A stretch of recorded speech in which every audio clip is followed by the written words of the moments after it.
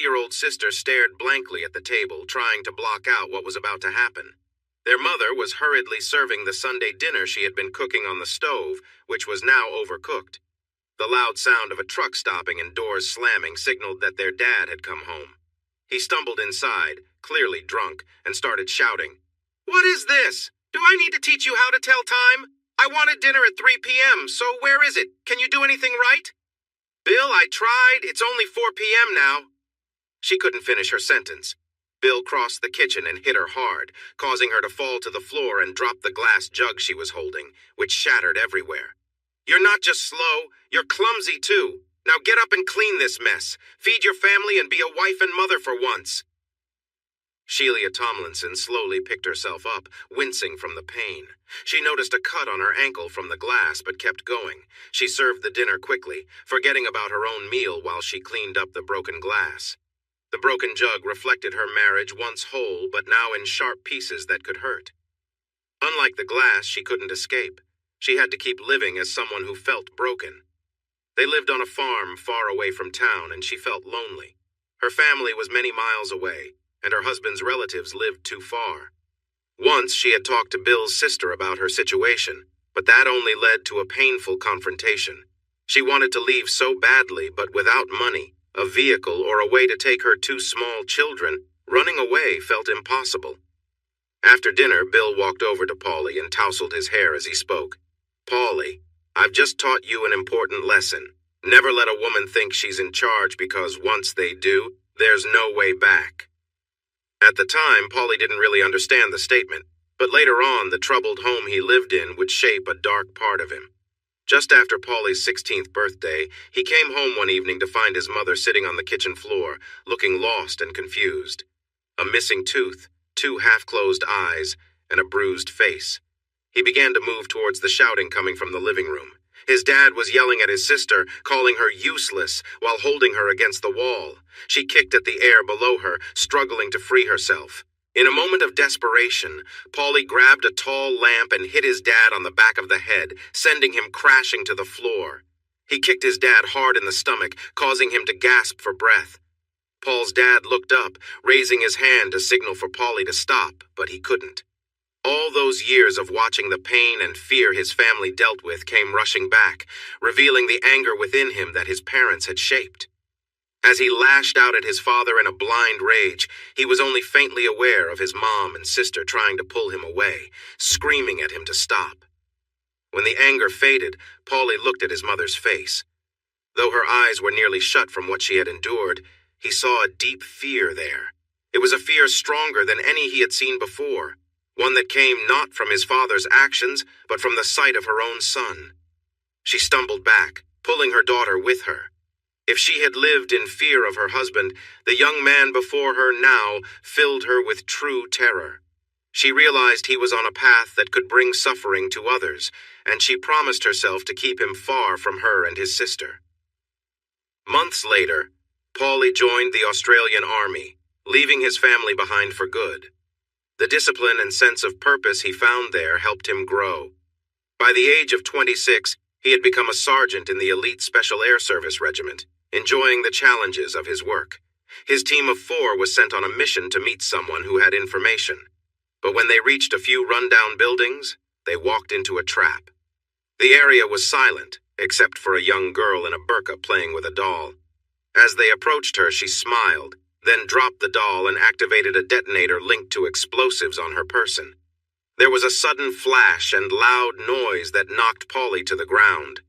From his position at the back, he watched his 2 teammates get thrown over him and land several yards away, lifeless. The 4th member of the team also fell, but like Paulie, was starting to recover and prepare for what would happen next. 5 men rushed out from one of the buildings, firing their rifles toward the 2 fallen soldiers. Paulie and his comrade returned fire, quickly bringing down all 5 attackers in a storm of bullets. When the shooting stopped, Paulie crawled over to his partner, only to find him dead, a bullet having struck him in the face. Paulie took a moment to gather his thoughts. Nearby, a woman clutched what remained of a doll, crying. The little girl who had held it moments before was now gone.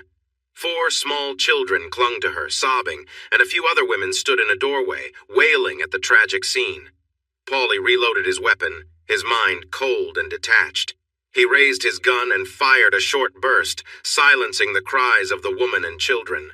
The remaining women screamed and fled back inside the building in terror. Paulie kicked open the door, revealing an elderly woman shakily holding an old handgun. Without hesitation, he shot her. Turning his gun on the other women, he yelled for silence. With fear now controlling them, they obeyed as he forced them outside. He made them lie face down on the ground, securing their hands behind their backs with zip ties. Sitting down, he drank some water and considered his next move, his thoughts drifting toward his darker impulses. His mind wandered to his father's harsh lessons from childhood about control and dominance, recalling a day when violence had taken over their home. Memories of that control and the consequences filled his mind, and Paulie felt a twisted sense of purpose take over. He forced the women into a Land Rover and drove them to a set of abandoned buildings a few kilometers away, making sure the area was empty before bringing them inside. In a room, he cut their clothes with his knife, leaving them in distress. He tied 3 of the women together with ropes, making escape impossible. Paulie dragged a table to the center of the room and forced the 4th woman over it, securing her legs to the table's legs and fastening a rope around her neck, leaving the other end loose. His actions were cruel, but for him, it was about control and fear. He found an old, dusty mirror in another room, wiped it clean, and placed it in front of the woman so she could see herself and the other captives. The scene was one of complete powerlessness, driven by Paulie's need to assert dominance and terror. He remained in control, but the weight of his choices loomed heavily in the tense silence of the room. He started his experiment. 6 hours later, he was tired. He had discovered his new purpose, to fill another person with a deep sense of fear and dislike for him. The thrill of looking into someone's eyes as they sensed danger was better than any drug he could find. To make things even more intense, he had just seen 5 overwhelming moments of pleasure, 4 so strong he had never experienced anything like them before. 4 were his, and the 5th came from the woman who probably felt something at the end because he stretched out his own enjoyment for as long as he could. He chuckled, thinking at least she felt something joyful before it was over. He arranged the bodies in the room and collected as much evidence as he could before setting the building on fire to cover his tracks. Once he was far enough away, he parked and walked back, erasing his tire marks in case anyone came looking. After returning to the site, he called in to report the ambush and let events unfold. Accusations rolled in against the SASR mission, claiming they broke rules set by the Geneva Conventions, leading to a closed investigation. To ensure fairness, the Australian Army asked a senior British ex-officer, experienced in the complicated nature of such operations, to oversee the hearing. While many suspected Sergeant Paulie Tomlinson of committing serious wrongs against the local people, there wasn't enough evidence to take him to court. In the end, the Englishman, Mr. Smith, who led the hearing, recommended that Paulie receive an honorable discharge for his service. As the courtroom began to clear, Mr. Smith approached Paulie and quietly handed him a business card labeled Mr. Smith and Associates, featuring a phone number and on the back a restaurant name and time. "Don't be late. I have an intriguing business opportunity for you, Paulie." This British man was a reflection of how Paulie viewed military leadership. With his stiff demeanor, he seemed to have smoothly moved through the right schools and workplaces to land in a position where people in charge believed men like Mr. Smith could best serve them. Within a week, Paulie was in London, with a new identity and his UK passport being expedited through special channels. He was excited about this new chance. Mr. Smith had assured him that his unique skills would be valuable, including those that had drawn scrutiny during his last mission. Over the next few years, their partnership grew so strong that they became known simply as Mr. Smith and Mr. Jones, with a business card to match. They were the kind of men who made problems disappear in the United Kingdom, especially when those problems could disturb the balance of power. And that brings us to this morning. Mr. A.C. Jones lay in bed, focused on his tablet as a short video clip played on repeat. It was a clip he had watched many times over the past year. In the video, a woman, Tanya Andrews, could be seen, her eyes captivating as she engaged with someone. This scene was part of the sophisticated sex ring scandal that Tanya had helped bring down, but for Mr. Jones it was more personal. He had become obsessed with her. Today, however, was different. He believed he would finally get his chance to meet Tanya in person. To him, it felt like a long-awaited moment, something he had fantasized about for a long time. His mind wandered to dark thoughts about how he would have handled things if he had been involved back then. But despite these disturbing fantasies, Mr. Jones had always managed to restrain himself, knowing that Tanya had an important role to play in an operation planned by Mr. Smith. This operation could change everything for both of them, although it likely wouldn't end well for Tanya. He had imagined this moment for so long, picturing how things would unfold. He wanted to be there at the end, to take advantage of the situation in the way he had always dreamed. After a few moments of lying in bed, lost in his thoughts, Mr. Jones finally got up to take a shower. In just a few hours, he would meet with Mr. Smith at London Airport. Together, they would board a private jet registered to their business, flying to Lyon, where they would meet Tanya. Mr. Smith would be responsible for diverting her from her holiday plans, bringing her into their scheme. Mr. Jones had never needed any enhancements like medication before, but today, he decided to take precautions.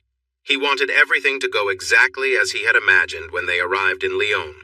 He wanted his first time with Tanya to be special for both of them.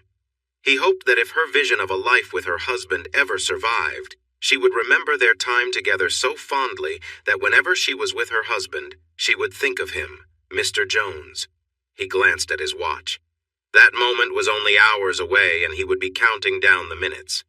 As he stood in the shower, he felt a rush of excitement thinking about her. By tomorrow morning, he would not just imagine being with Tanya. It would be real memories. He planned to fill his mind with as many images of her as he could before this chance slipped away. He truly loved his job. 4 weeks before her exciting trip to St. Tropez with her husband Matt on the new motorcycle she had bought for his birthday, Tanya received an invitation for a secret meeting with a man she knew as Mr. Smith in London. The message said her moment to shine was coming soon. In a fancy restaurant in London, 2 people were dining together. They had a table for 2, and it was noticeable that none of the nearby tables had guests, even though the restaurant was busy. Tanya noticed people arriving and looking at the empty tables before the host quietly directed them to other places. She guessed that Mr. Smith had some influence. After they greeted each other, Mr. Smith ordered food for both of them. While they waited, he explained what might happen. He talked about a main task and a secondary one. The second task depended entirely on the success of the first. The first task might take about 2 weeks to finish, but the second could take a lot longer, possibly up to a year. Mr. Smith said it would be up to Tanya to try to complete it more quickly. He made it clear this challenge would test her in many ways, pushing her physically, mentally, and emotionally. However, if she accepted it, she would stand out in her career for years to come. They enjoyed a starter of snails in garlic and a delicious lamb dish for the main course, although Tanya wasn't a fan of the snails. They shared another glass of exquisite champagne that was truly the best Tanya had ever tasted. Mr. Smith, I will always be thankful that you trust me. But can I ask why? Of course, Tanya. We first noticed you because of the Webb family and the sad situation of the Indian diplomat's daughter who took her own life. We were ahead of you and aimed to take down the Webb family's network, which was causing harm around the world. Some higher-ups wanted to stop your investigation, but I read your file and was impressed. We took a step back and treated this like a job interview with some challenges. What challenges did you see? Tanya asked. He cleared his throat softly. Tanya, you might not like this, but we had already sent in an undercover agent before you went in. We found Sammy Mills quickly. Do you remember her? She left for Australia to escape the Webbs and start fresh. From speaking with her, we learned she was manipulated, much like you were. Tanya's anger flickered in her eyes. Don't be upset, Tanya. It helped us see if you could go further. Honestly, we looked over your plans for your second visit to Fashionistar, and how should I say this? We threw a wrench into things. Remember that truck that blocked your way and delayed your rescue? That was me. Her frustration was clear. I can't believe you set me up. You put me in a dangerous situation that nearly ruined my marriage. What kind of person are you? Smith looked at Tanya, his expression blank. his eyes lacking warmth. "I make tough choices without hesitation. I believe you have what it takes to rise to the top, Tanya. I see potential in you, but unlike a royal, you will have to earn your place. It won't be handed to you." "Do you see what happened at Fashionista as negative? I know you do. But think again. It was ultimately a good thing for you, not bad." Tanya opened her mouth to respond, but Smith continued. "Let me explain, and then we'll see how you feel. You did face difficulties, yes, but before that you were an exceptional undercover agent. Even Mr. Jones found some of your actions quite engaging. And here's the key part of what you are about to take on, Tanya. To succeed in this role, you will need to become an incredible actress. Why? Because the glamorous stars we see in movies and on TV have no real danger. Their actions are over quickly, and then life goes back to normal. It's all action. A kiss, a made-up scene under the covers, a little drama, and then cut. It's finished for them. If they mess up, they'll do it again until an important director is satisfied. But you, Tanya, will be a true actress. The roles you will play will be real, and you'll work hard to bring them to life every day until you succeed. In our pretend world, many people praise the stars we admire from afar, but the ones who really matter, the ones who keep things running smoothly, respect what you can do." Just then, the waiter came with dessert. Mr. Smith looked at the chocolate cake in front of him. "I don't often treat myself, Tanya, but today is special. This looks too good to pass up. Now indulge me. Tell me what I've done in life to be sitting here with you now. It's not a test, but this dessert has made me eager to play a game. Be honest with me. I want your best thoughts." "Okay, Mr. Smith, here goes. You grew up in a different area than me. I didn't know my father, and my mother struggled with addiction. You, I believe, came from a well-off family where money was never a concern for you. You likely went to boarding school and then a private school, possibly aiming for a military career. You probably attended the Royal Military Academy at Sandhurst and joined the Army as a captain, maybe even in a special unit. You're wearing a ring, so you're married. I imagine you and your wife were prepared by your families to keep up appearances among other families of your class. After your time in the Army, you likely joined MI5 or MI6, doing some undercover work before leading a division there or working for another secret government department. How does that sound?" "Very good, Tanya. You're spot on up until I became an undercover agent myself. Just so you know, I was part of the SBS. Yes, I was married like you said, but now I'm divorced and remarried. You mentioned we come from different backgrounds, and that's true to a degree, but now we live in the same area. In fact, I think we are about to be neighbors. I trust you so much that I'm going to share something very private about my life that very few people know, and Mr. Jones isn't one of them. My one and only undercover mission took place in an unnamed country in Africa. At the time, the country's leader was pro-Western, but a growing faction was looking for support elsewhere. A foreign entity was quietly providing funds to encourage this shift. I'll give you a hint. It wasn't the West or Russia. My cover was that of a mercenary, an ex-British SAS captain who had been dishonorably discharged for alleged war crimes. I was now working as a hired hand for those wanting to build forces capable of challenging regular government troops. I didn't get the job at first, but the American who did meet an unfortunate end during an attempt on the leader of the proposed coup. The attempt was poorly planned, and the leader was well protected. Still, you can imagine how that opened up an opportunity for me. Suddenly, I was the military advisor to our African contact. I even brought along a partner who posed as my girlfriend. Her role was to try to get close to the leader and gather the information we needed to stop the coup before it started. For the first month, everything went smoothly. We settled into a routine, and I was with him constantly while we trained his troops. However, our main objective was failing. Despite my partner's best efforts wearing attractive clothes, flirting, he didn't respond to her advances and kept his distance. We lived in a large complex and often spent the evenings at his personal quarters, which had a bar, a pool, and hot tubs. Sometimes there were large gatherings, but other times it was just the three of us and his two personal guards, who were always with him. One evening, it was just the five of us. My wife suggested we get into the hot tub and asked me to prepare drinks at the bar. Before I returned, she removed her bikini and entered the tub. Our employer followed suit and joined her. She tried to get closer to him, hoping to gain the upper hand. When I came back, he asked if I knew what she was doing. I replied that I had a good idea. He then asked if I had any issues with him being close to her, to which I shrugged, trying to appear indifferent. That's when things took a surprising turn. He told his bodyguards to remove their clothes but to keep their weapons nearby. Then, he directed my wife to get out of the hot tub and move to a large sunbed. He suggested she enjoy herself with his bodyguards first, and then added that he could bring more people if needed, but wanted to see her take control of the situation.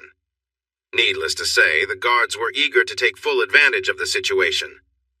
My boss moved closer to me, taking a seat beside the hot tub. We both watched what was happening on the bed. One of the guards, preparing himself, began by teasing my wife. Meanwhile, the other guard knelt behind her, starting his own actions as the scene unfolded. My boss asked if I was enjoying the sight. He remarked that it sounded like my wife was. He admitted he was watching closely, but that this wasn't the kind of entertainment he preferred. Then he stood in front of me, making an unsettling comment about my upbringing in the English private school system. He insinuated that I should demonstrate the kind of skills he assumed I'd learned. We were now in a situation far beyond what we had expected.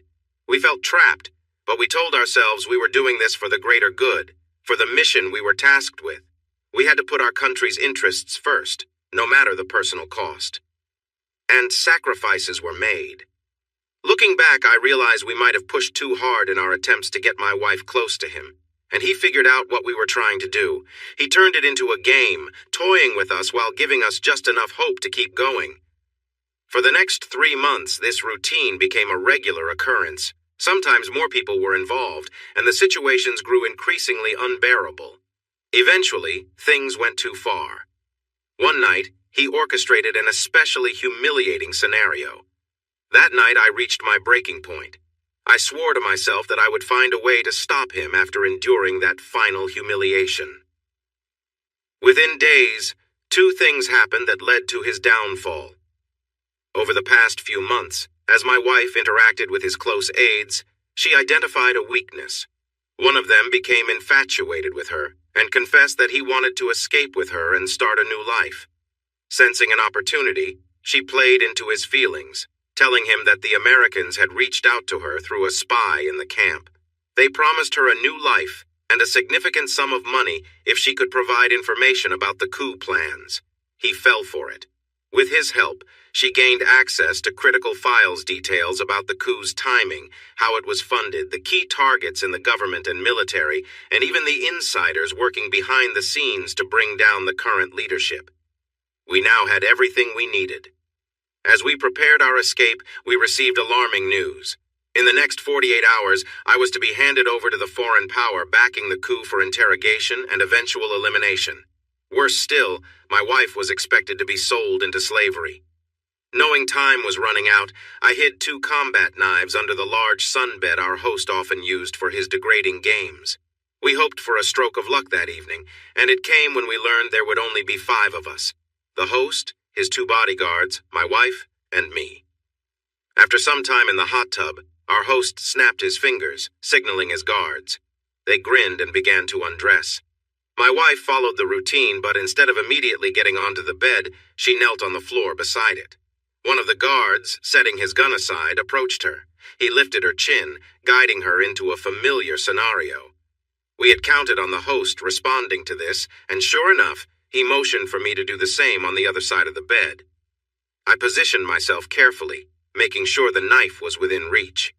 This was his twisted game, and he enjoyed watching us humiliate ourselves. He instructed us to synchronize our actions, making sure the guards finished at the same time. As we went through the motions, experience had taught us when to expect the crucial moment. The guard with my wife always had a particular habit: he would hold her head still as he reached his peak.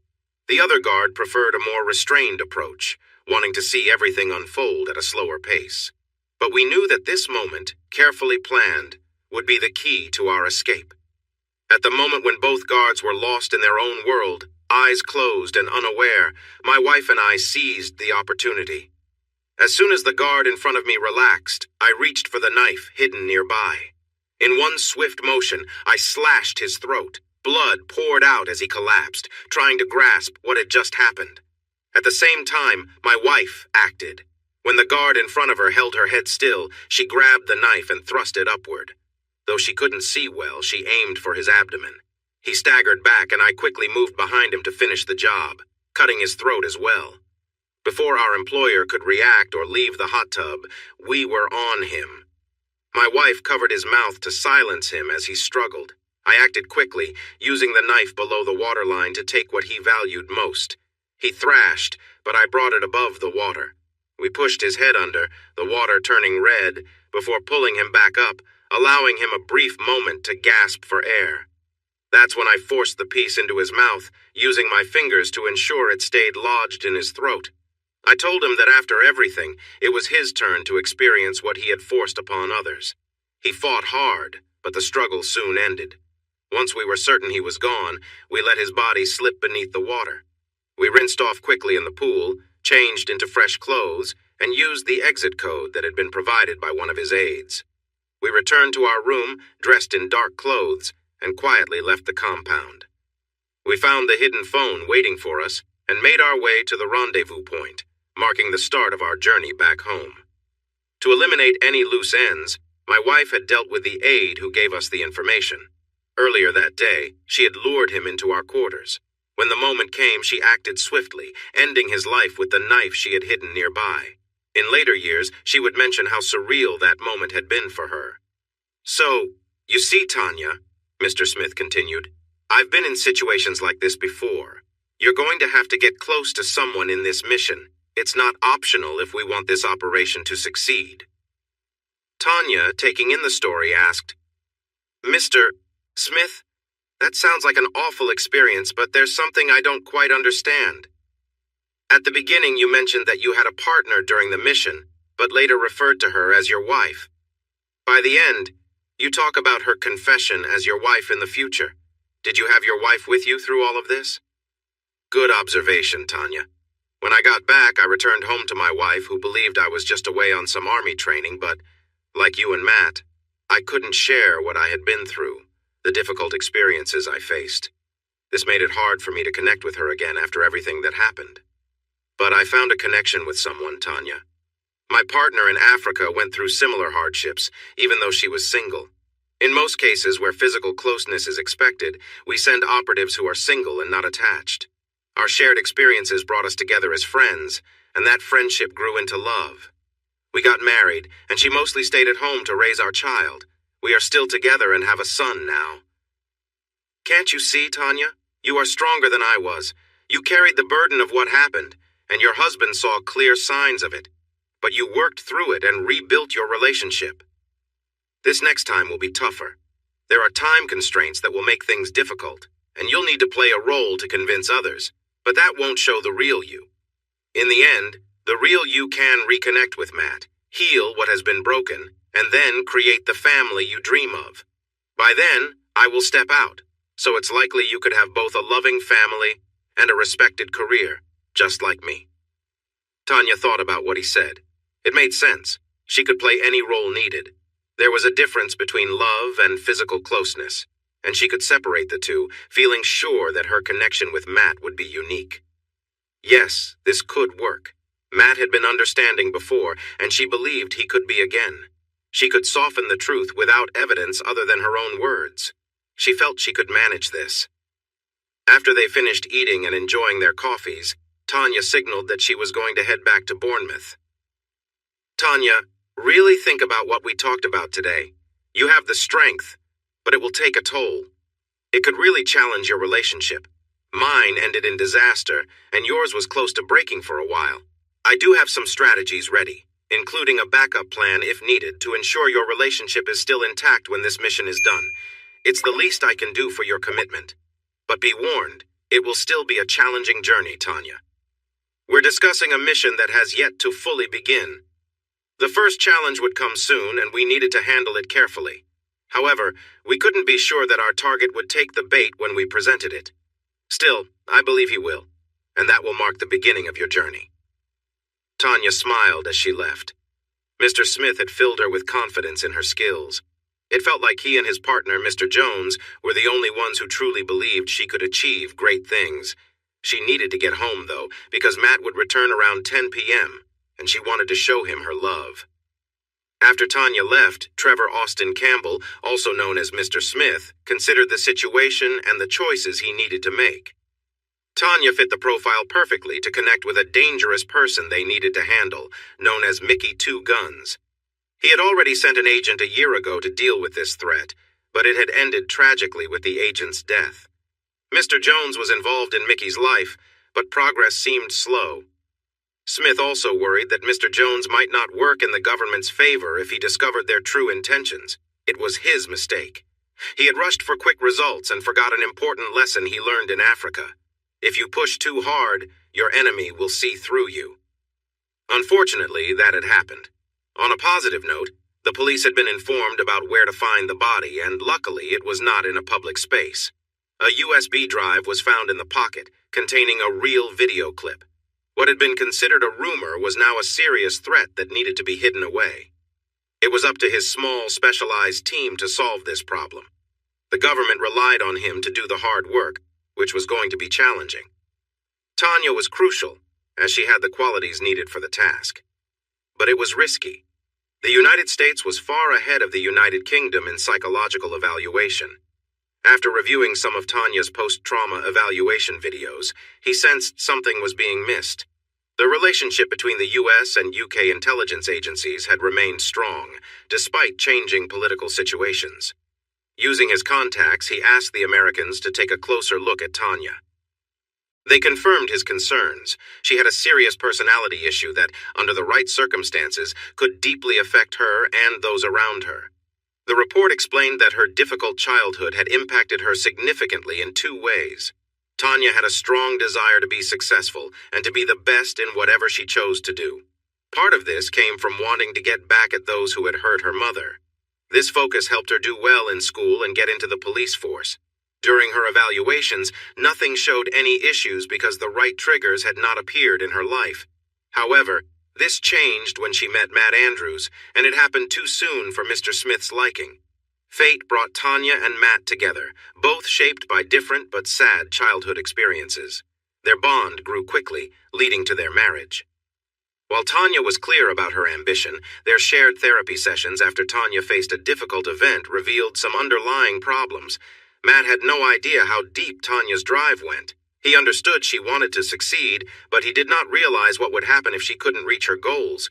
They agreed on a timeline for starting a family, during which Tanya would step back from her ambitions. This only added more pressure on her. Tanya found herself emotionally tied to Matt. The belief that she could fully focus on her goals and ignore her feelings for him seemed possible, but it came with risks. If she worried that Matt would not be waiting for her when her mission was over, it could affect her mental state. Additionally, she might fully adopt her new identity and struggle to let it go. If she became too entangled in her role, the outcomes could be unpredictable. Mr. Smith had a plan. If the first phase of Tanya's assignment went well, both she and Matt would need to sign a contract that was still in draft form. He thought it was wrong for people to serve their country just to cover up any potential fallout. However, given today's quick information sharing, the government wanted a backup plan in case it became known that a married woman was put in a dangerous situation at their request. Mr. Smith knew Matt would never agree to sign the contract, which would likely cause confusion for Tanya between her two desires. So, he devised a trial plan. When Tanya returned from Dubai, he would test it to see if it could keep her emotionally connected to Matt. For Matt, this could create a lasting gap in his feelings for Tanya, but that was not a concern for Mr. Smith. If the plan worked, he could keep using it when necessary, hoping it would help Tanya stay strong until the operation was done. But there were other problems. At some point, Matt would no longer be under his control in their relationship. One option was to remove Matt from the picture, but he needed to plan that carefully and choose the right moment. It wasn't urgent, but he would talk to the Americans to see if they could figure out the best time that wouldn't risk the operation. He imagined it might be toward the end. There was another factor to consider, and it was closer to home and of his own making. He had someone on a tight leash who showed an unhealthy interest in Tanya. He needed this person to watch over Tanya during the operation. However, he worried this individual might become too aggressive and pose a threat to her. He had seen the damage this person could cause, and it was unsettling, even for him. It was ironic since he had brought this person on board after a troubling past involving harm to others. He had a plan. He would let this individual have a chance to interact with Tanya, but under strict control. After that, he would make it clear that pursuing Tanya would lead to serious consequences for him. He would offer this person a chance to have his desires fulfilled at the very end, tying up what he thought could be a loose end. Everything depended on the operation and Tanya's husband, Matt. If he could keep everything in balance for as long as possible, there would be a stable situation. If one part fell apart, he would reassess and act accordingly, even if it meant drastic measures. He took a sip of his brandy and dialed a number on his phone. "Good afternoon, Mr. Prime Minister. Our target has just left the restaurant. I'm pleased to say I've set the stage for her journey. Now you need to write a letter that will ensure she stays committed to this challenge. Operation Culebra will begin in 4 weeks. Goodbye, sir." It was widely known that there were different levels of security in the Official Secrets Act, with the highest level being the most secretive. There was also a level marked with the letter Z, signifying the end. This was used for situations that could be seen as critical. Items categorized with Z were handled differently. They could not be written down or shared electronically, and could only be communicated in person. The term end of the world was metaphorical, not literal. When anything marked with a Z level of secrecy came up, only those directly involved would understand what Z really meant. Operation Culebra was an active mission. It had goals that were common when dealing with large criminal groups like that of Mickey Two Guns, whose real name was Michael Watson. He came from a long line of Essex gangsters. His father, Reginald Watson, started the business in the 1970s with various illegal activities before moving into drugs by the mid-1980 AS. In 2017, Reginald was killed in Estonia during a troubled drug deal, leaving the business to 30-year-old Michael. By then, Reginald had realized the value of honest businesses and owned many, including a big casino and nightclub called Two Guns, named after Mickey. However, Culebra was a cover for Operation Porn, a top-secret mission that would never be written down in official records. Neither Mr. Jones nor Tanya knew the real goal of their mission. If they ever found out, they would understand how serious it was.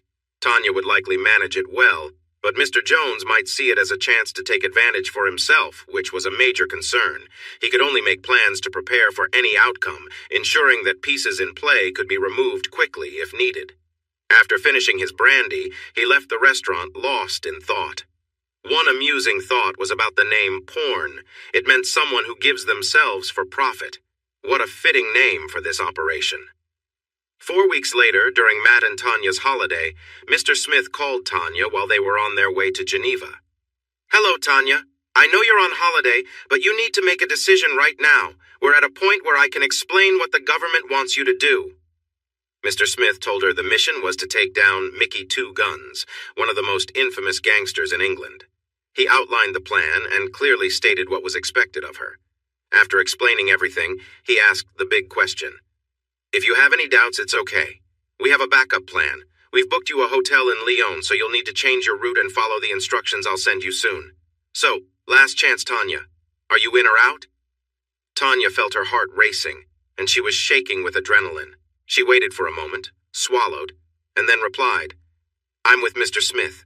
Please send me the details." The call ended without any further words. Mr. Smith smiled to himself. Tanya was the only person chosen for this mission because she was seen as most likely to succeed.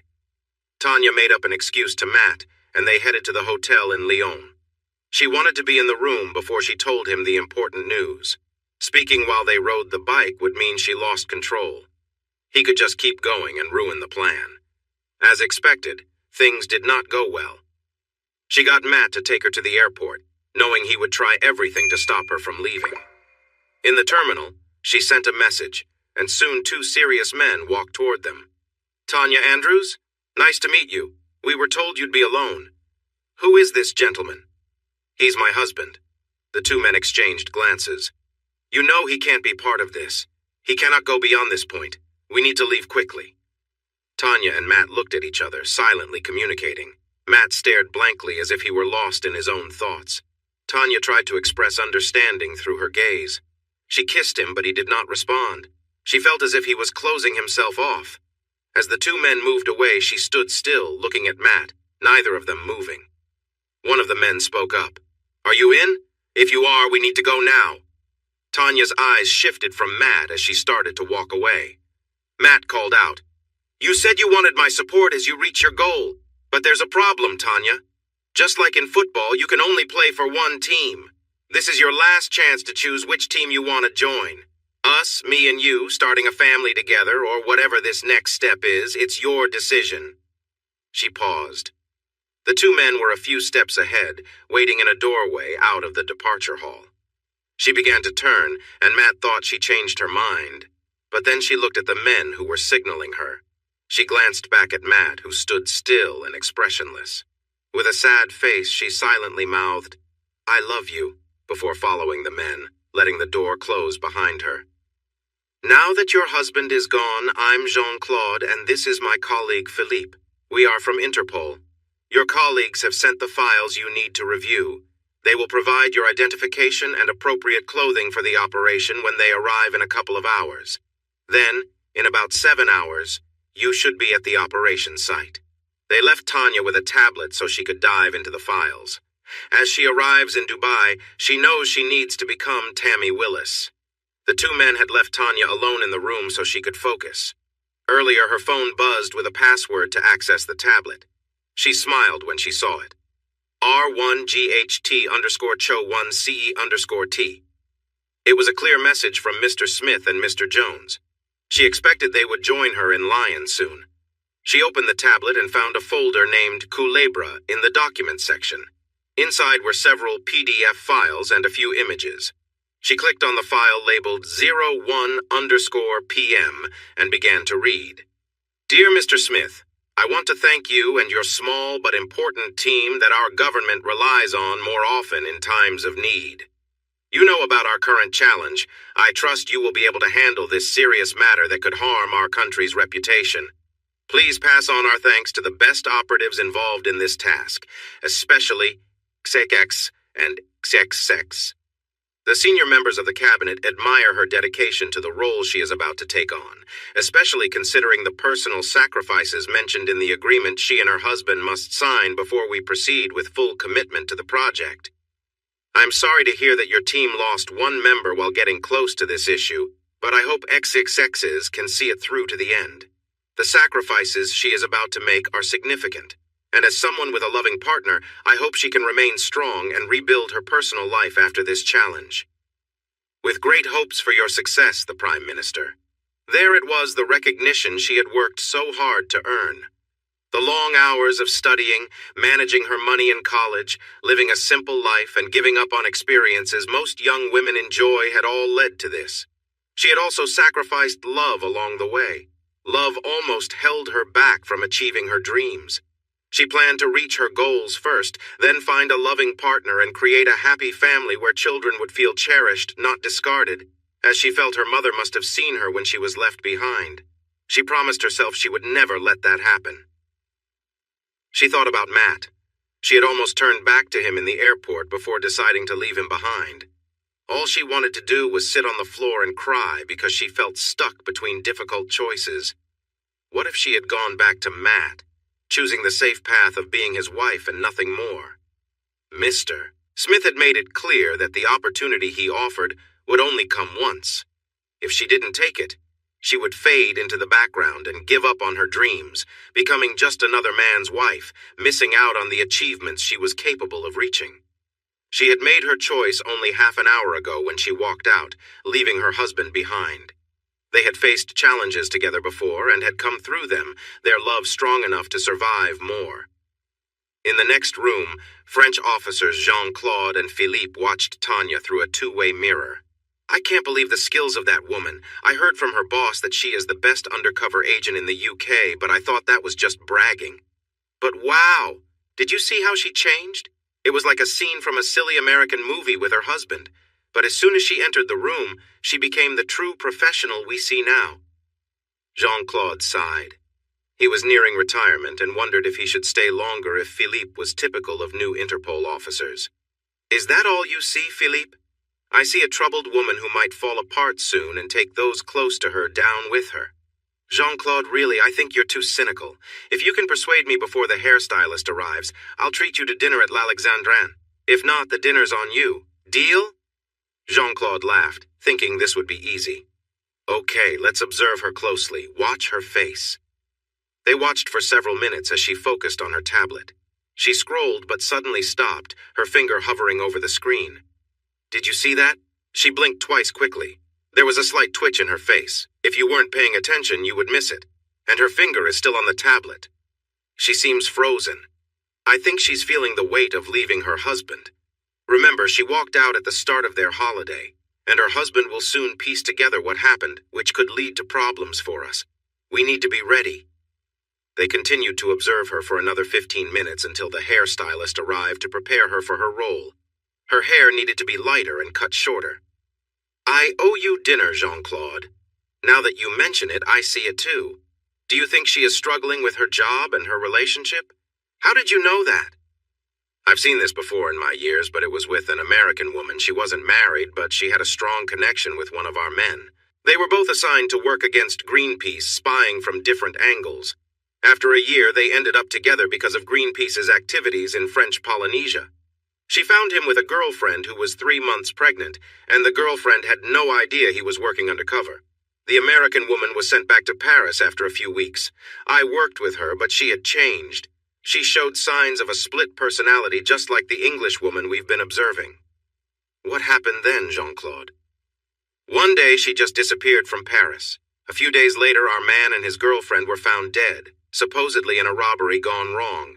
It doesn't take a genius to see who was responsible. She was discovered a week later trying to return to America. I heard they put her in a mental hospital, thinking she could never be part of society again. As I said, this one shows all the signs. It's not a matter of if she has a breakdown, but when and how much chaos it will cause. Just be thankful it's an English mess about to happen. They left to grab a coffee and wait for Mr. Smith and Mr. Jones to arrive from London. Jean-Claude had dealt with them before, and he was always cautious around Mr. Jones, keeping a close eye on him and making sure he was ready for anything. At Biggin Hill Airport in London, the Gulfstream G550 was filled with suitcases for Tanya, stored in the jet's bedroom. Mr. Smith grew impatient waiting for Mr. Jones. He felt it was a way to disrespect his authority. Mr. Jones arrived, and when he walked onto the jet, he was surprised to see a woman in her mid-40s sitting near the back by the bedroom door. He nodded towards her. Who is she? That's Mrs. Smith. She works part-time as a consultant for us. I have a feeling her help will be needed today. She's coming along with me on our holiday, too, always saying we should get away more often. Mr. Jones was upset. He wondered if this was Mr. Smith's real wife. He was starting to realize that Mr. Smith kept a lot of secrets. Smith was sharing less information about the operation, which was now entering a new phase with Tanya joining the team. How would the plan help Tanya adjust as she traveled? Would Mrs. Smith be involved, watching? Or would she simply listen from another room? The jet took off for Lyon, and in less than 2 hours, the 3 passengers would become 4. The 3 of them sat at the table in the office area of the plane, going over the documents one last time to make sure everything was in order. When the plane landed, Mr. Smith and Jones were the only ones who got off for the short walk to the terminal. Halfway there, Mr. Smith spoke loudly enough for Mr. Jones, who was slightly ahead, to hear. "Paulie, we need to talk before we go inside." Mr. Jones stopped but did not turn around. This was the first time since he had come from Australia and changed his life that his only friend had used his old name. Whatever was about to happen would change their relationship. I know you have feelings for Tanya, and that you followed her. I understand what your intentions were. I'm glad you held back. It would have been too soon for you to take such a big risk. This assignment with Tanya will elevate us in the eyes of those in power in Britain. If we fail, then the consequences will be dire. You have your own way of living, Paulie, and I tolerate it because you excel in your roles for our country. But I need to be clear, you must not cross certain boundaries if you want to remain in good standing. You will not interfere with Tanya in a way that puts our mission at risk. Once you involve her, step back and let her do her part. I understand you have your own desires and feel you deserve something for your efforts. After we leave Lyon, I will let you have a chance to connect with her, but I will be watching closely. It will not be how you usually prefer. We both need to support her in embracing her role. I've already started preparing her in London, but we need to take this next step carefully. I brought Mrs. Smith to help in case Tanya has any doubts once we begin. If you go off track and show your true self at any point, it will ruin everything. You will stop there. I want no signs left, and she needs to arrive in Dubai feeling ready to make the most of this chance for change. Do you understand? Polly nodded. Don't just nod, Polly. Speak so we have no confusion. Mr. Jones turned, his face blank, but Mr. Smith could sense the frustration behind his calm exterior. Yes, Mr. Smith, I understand and agree with what you've said. Good, I'm glad we're clear. I'll add that when we finish, there may be a chance for you to enjoy something special with someone you've wanted to connect with. But you must not do that unless I am there with you to give my direct permission. If you go ahead without my approval, I will come after you, and it won't be pleasant. As they walked in silence through the terminal, Mr. Jones was upset about the limitations Mr. Smith was imposing on him. He tried to calm down. He might not be able to act on his instincts now, but he could be patient. Waiting could make the final outcome even more satisfying. Inside, 2 French Interpol officers greeted them and led them to Tanya, who was finishing her transformation. Her long hair was now cut in a stylish bob, dyed blonde, and styled differently. A makeup artist had given her a fresh look, using colors she wouldn't normally choose. Looking in the mirror, Tanya felt pleased with the change. Mr. Smith approached Tanya and gently kissed her cheek. Tanya, this new style really suits you. Do you like it? Actually, yes, I do, Mr. Smith. Tanya noticed that Mr. Jones said nothing, just stood at the doorway with his arms crossed and a sly smile. She felt as if someone was watching her closely, like a predator eyeing its prey. From now on, you're Tammy Willis. Tanya is in the past for now. Please gather your things. I assume you turned off your phone as soon as you left Matt? Mentioning his name changed her expression from joy to sadness in a heartbeat. Mr. Smith touched her shoulder gently. I'm sorry the notice was so short. I didn't like cutting your holiday short like this. I understand how Matt must feel. It shows how much he cares for you. But trust me, this sacrifice, your goals, and the rewards at the end will be worth it. I hear you received the letter from the Prime Minister? He spoke to me earlier today to express how proud he is of you for prioritizing your country in this difficult situation. Once you finish the task, he wants to meet you and Matt in person to say thank you. He'll tell Matt that he should appreciate having such a dedicated wife like you. Tanya smiled, realizing that this meeting wouldn't fix everything, but if the Prime Minister explained to Matt why things had happened this way, it could help them start rebuilding their life together. As Tanya picked up the few items she had taken when she left Matt, Mr. Smith reflected on his last comments. He intentionally waited until the last moment to share this information with Tanya. Giving her a heads-up might have let her think it over, especially if her guilt prompted a talk with Matt. As for the Prime Minister, he was a tricky person. He would say whatever he needed to ensure that the operation succeeded. Like Mr. Smith, his entire political career was deeply linked to this as well. They walked back to the plane, where Mrs. Smith was sitting in the bedroom, looking over some papers. Tanya, the woman sitting down there is Mrs. Smith, and she is part of this operation to support you. She's busy right now, but you will have a chance to talk before we get to Dubai. They discussed the planned steps of the operation in Dubai. Mr. Jones was already known to Mickey Two Guns as Lucas Jones, a freelance agent skilled at finding useful information at the right time. Mickey had ways to check on Lucas's past and only needed to adjust the original investigation into Mr. Jones, previously known as Paulie, to show a dishonorable discharge.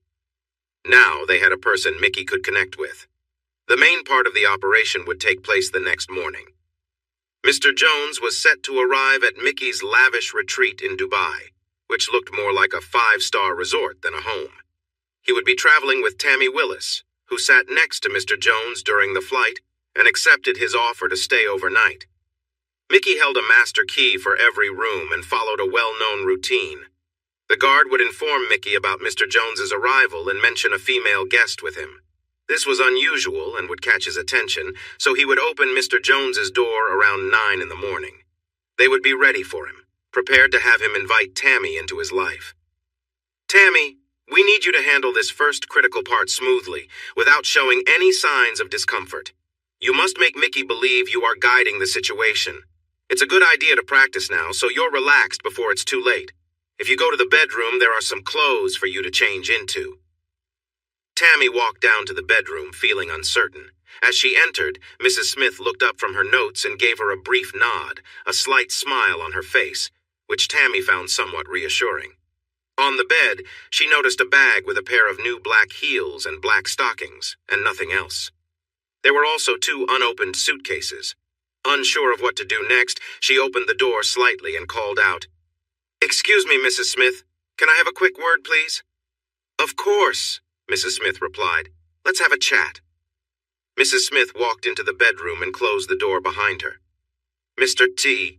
Smith, seated at the other end of the aircraft, watched quietly, knowing that this conversation was crucial for Tanya's role in the upcoming mission. He had brought Mrs. Smith along specifically for this reason. Sitting on the bed, Mrs. Smith patted the space beside her, inviting Tanya to sit. "Let's be straightforward, Tanya. You need my help and time is running out. I'm the real Mrs. Smith, and I know my husband has probably told you how our relationship began. I wasn't always in this life. During university, I did things I'm not proud of to make ends meet, but I grew to accept it. Eventually, I left that life behind and applied for a job, which led me to one of the government's intelligence agencies." Mrs. Smith paused for a moment, then continued. "When my past came to light, they decided to use those experiences. After some small missions, I was given a big opportunity in Africa. My task was to seduce a powerful man, using my abilities for the mission. It wasn't easy, but I had to push through, and that's what you must do now." She placed her hand gently on Tanya's knee. Tanya, feeling uncomfortable, instinctively pulled her legs together. "I'm not sure I can do this," Tanya admitted, her voice shaky. "I thought I could handle it, but I'm not so sure anymore." Mrs. Smith looked at her kindly. "Tanya, you need to separate emotions from the task at hand. Love is for your husband, but this mission is just a job. If it helps, don't think of it as anything more than work like any other task. Start telling yourself that it's just an act, over and over." Tanya hesitated but began whispering the words, her eyes closed. She repeated, "It's just an act," trying to steel herself for what lay ahead. Mrs. Smith leaned in gently, her voice encouraging, but Tanya focused on the words, repeating them silently in her mind. Mrs. Smith gently pulled away from Tanya, who had closed her eyes again, still repeating the words Mrs. Smith had told her. "It's just an act. It's just an act." After a few moments, Mrs. Smith stopped and spoke softly. "See? Focusing makes it easier. When the time comes, if you concentrate, your mind will handle it without needing to keep repeating those words." She pointed to the clothing in the bag. "That's all you need to wear. When you meet Mickey, it's likely the only thing you'll be wearing. Now put them on and go practice how you think tomorrow will unfold." Tanya hesitated. "Are you sure? One of them is your husband." Mrs. Smith chuckled. "I'm sure. Just as I know you'll do well, I know he's a great actor. Who do you think taught me that little mantra?" Tanya slowly undressed, then put on the black stockings and heels, feeling nervous under Mrs. Smith's gaze. Mrs. Smith stood up, giving her a gentle hug. Before stepping fully into her role, Tanya, now Tammy, whispered, "I love my husband. If he finds out about this, he'll hate me, but I know we can rebuild. We've always been strong." Mrs. Smith reassured her. "He won't find out everything. What you're doing is for the mission, and we all know that. Now go, be the perfect actress. Convince them. Oh, and use this." She handed Tammy a small sachet of lubricant. Tammy applied it as instructed, preparing herself before heading toward the door. With her hands on her hips, Tammy stood confidently in the doorway. Both men turned to look at her immediately. She had their attention. With a purposeful sway in her steps, she walked across the plain until she stood before Mr. Smith and Mr. Jones. They smiled, Mr. Smith with calm approval, and Mr. Jones with an intensity that made her uneasy. Tammy took a deep breath, reminding herself of her role. She reached out, touching both men lightly on their arms before giving each of them a soft kiss. She was ready to play her part. As she knelt in front of them, she glanced up at Mr. Smith, then reached for his belt, her hands steady. She repeated the gesture with Mr. Jones, maintaining her focus and remembering that it was all just an act. Her hand reached across to Mr. Smith, gently pulling him closer so she could touch him without needing to change her position. She kept her focus on Mr. Jones, though something about the look in his eyes unnerved her. His cold stare was unsettling, and she could sense something dark behind his expression. She pushed the thought aside, repeating the mantra in her mind. "It's just an act. It's just an act," trying to steady herself. Mr. Smith's body responded to her touch, and she could feel the tension building as she focused on him. But her eyes kept drifting toward Mr. Jones, who seemed almost detached from the situation. His torso, marked by unsettling tattoos, told a story of pain and violence. The artwork on his body showed writhing figures and torment, which sent a chill down her spine. She forced herself to look away and focus on the task at hand. She shifted her attention back, trying to remain composed, and continued with her role. After some time, she noticed Mr. Smith's encouraging expression, almost like a nod of approval. His reaction, though calm, made her feel like she was performing her role well. She alternated her attention between the two men, trying to maintain her focus and keep her mind in the moment. After a few minutes, the atmosphere in the room shifted. She heard movement behind her, and when she looked up, Mrs. Smith had entered the room. She quietly cleared the table of papers and glasses, laying a blanket over it. Understanding what was expected next, she moved to the table, positioning herself carefully. Mr. Smith stepped forward, standing in front of her, while Mr. Jones lingered nearby, his expression unreadable. Jones moved behind her, and as Tammy opened her mouth to take Mr. Smith again, she braced herself for what was coming next. She was thankful for the preparation earlier, as Jones applied pressure, pushing forward. The sensation was overwhelming, her body responding automatically to the unfamiliar feeling. Despite her focus on the mental chant of, "It's just an act," her mind couldn't entirely block out the physical responses. She reached back to signal Jones to slow down as discomfort began to build. He paused briefly before continuing at a steady, controlled pace. Her body, though initially tense, began to adapt, and she could feel her mind drifting back to the task at hand. Mr. Smith, gentle in his movements, surprised her with his tenderness. In contrast, Jones steadily increased his pace behind her, hands gripping her hips as he quickened his rhythm. Each movement caused Tammy's body to sway in response. Mr. Smith allowed her to set the pace, his presence calm as Tammy worked through the situation. As the rhythm between them intensified, the sensations became harder to ignore. Her body was reacting to everything around her, and soon Mr. Smith could no longer contain himself. She felt him release as she did her best to stay in control, her mind still repeating the mantra. Mr. Smith stepped back, and Tammy was left catching her breath, her body still reacting to Jones's increasing intensity. Tammy gripped the edge of the table tightly, trying to steady herself as the intensity overwhelmed her. She had hoped to stay in control, to save her emotions for when she was back with Matt, but her body had its own reaction, one she couldn't stop. She felt the surge building inside, and despite her efforts to hold back, the release came fast, overtaking her in a powerful wave. Her body trembled as she tried to regain control. As Mr. Jones slowed down and finally pulled away, Tammy took a deep breath. She was physically drained, but knew that things weren't over. Mr. Jones walked around, standing in front of her, and gently lifted her chin, making her look at him. His expression was clear he wasn't done yet. She hesitated for a moment, then opened her mouth. Trying her best, she worked to satisfy him, adjusting her movements in hopes of finding the right rhythm. But Mr. Jones was impatient. His frustration grew, and he took control, pushing harder than before, making her uncomfortable. Tammy tried to push back, but it was no use, he was too strong. Just as she felt panic rising, Mr. Jones's attention was caught by something else. He turned his head slightly and froze.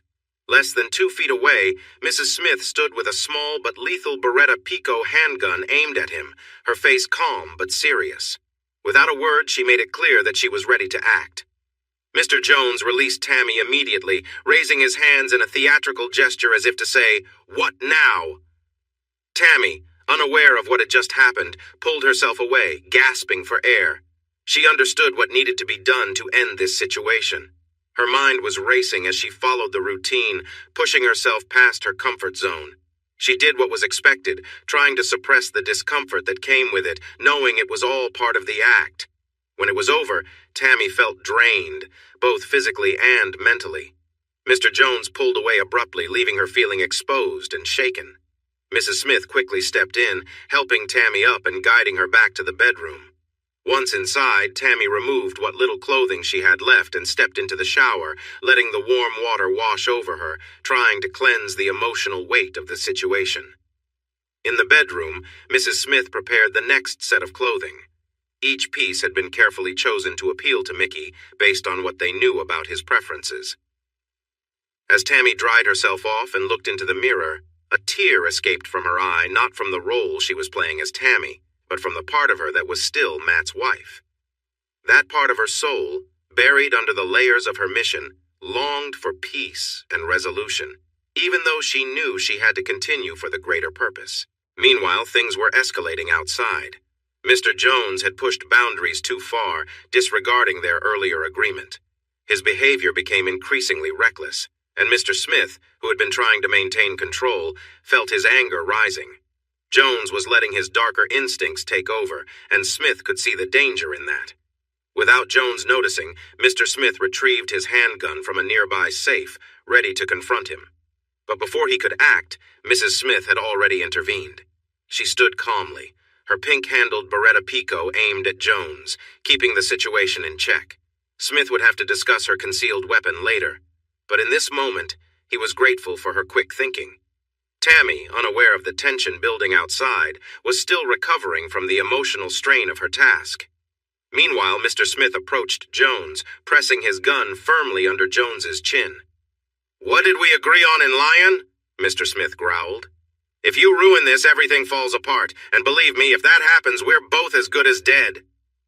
Jones laughed softly. The older man did not scare him. "If you shoot that gun, you might damage the plane, which could cause serious problems when we lose pressure.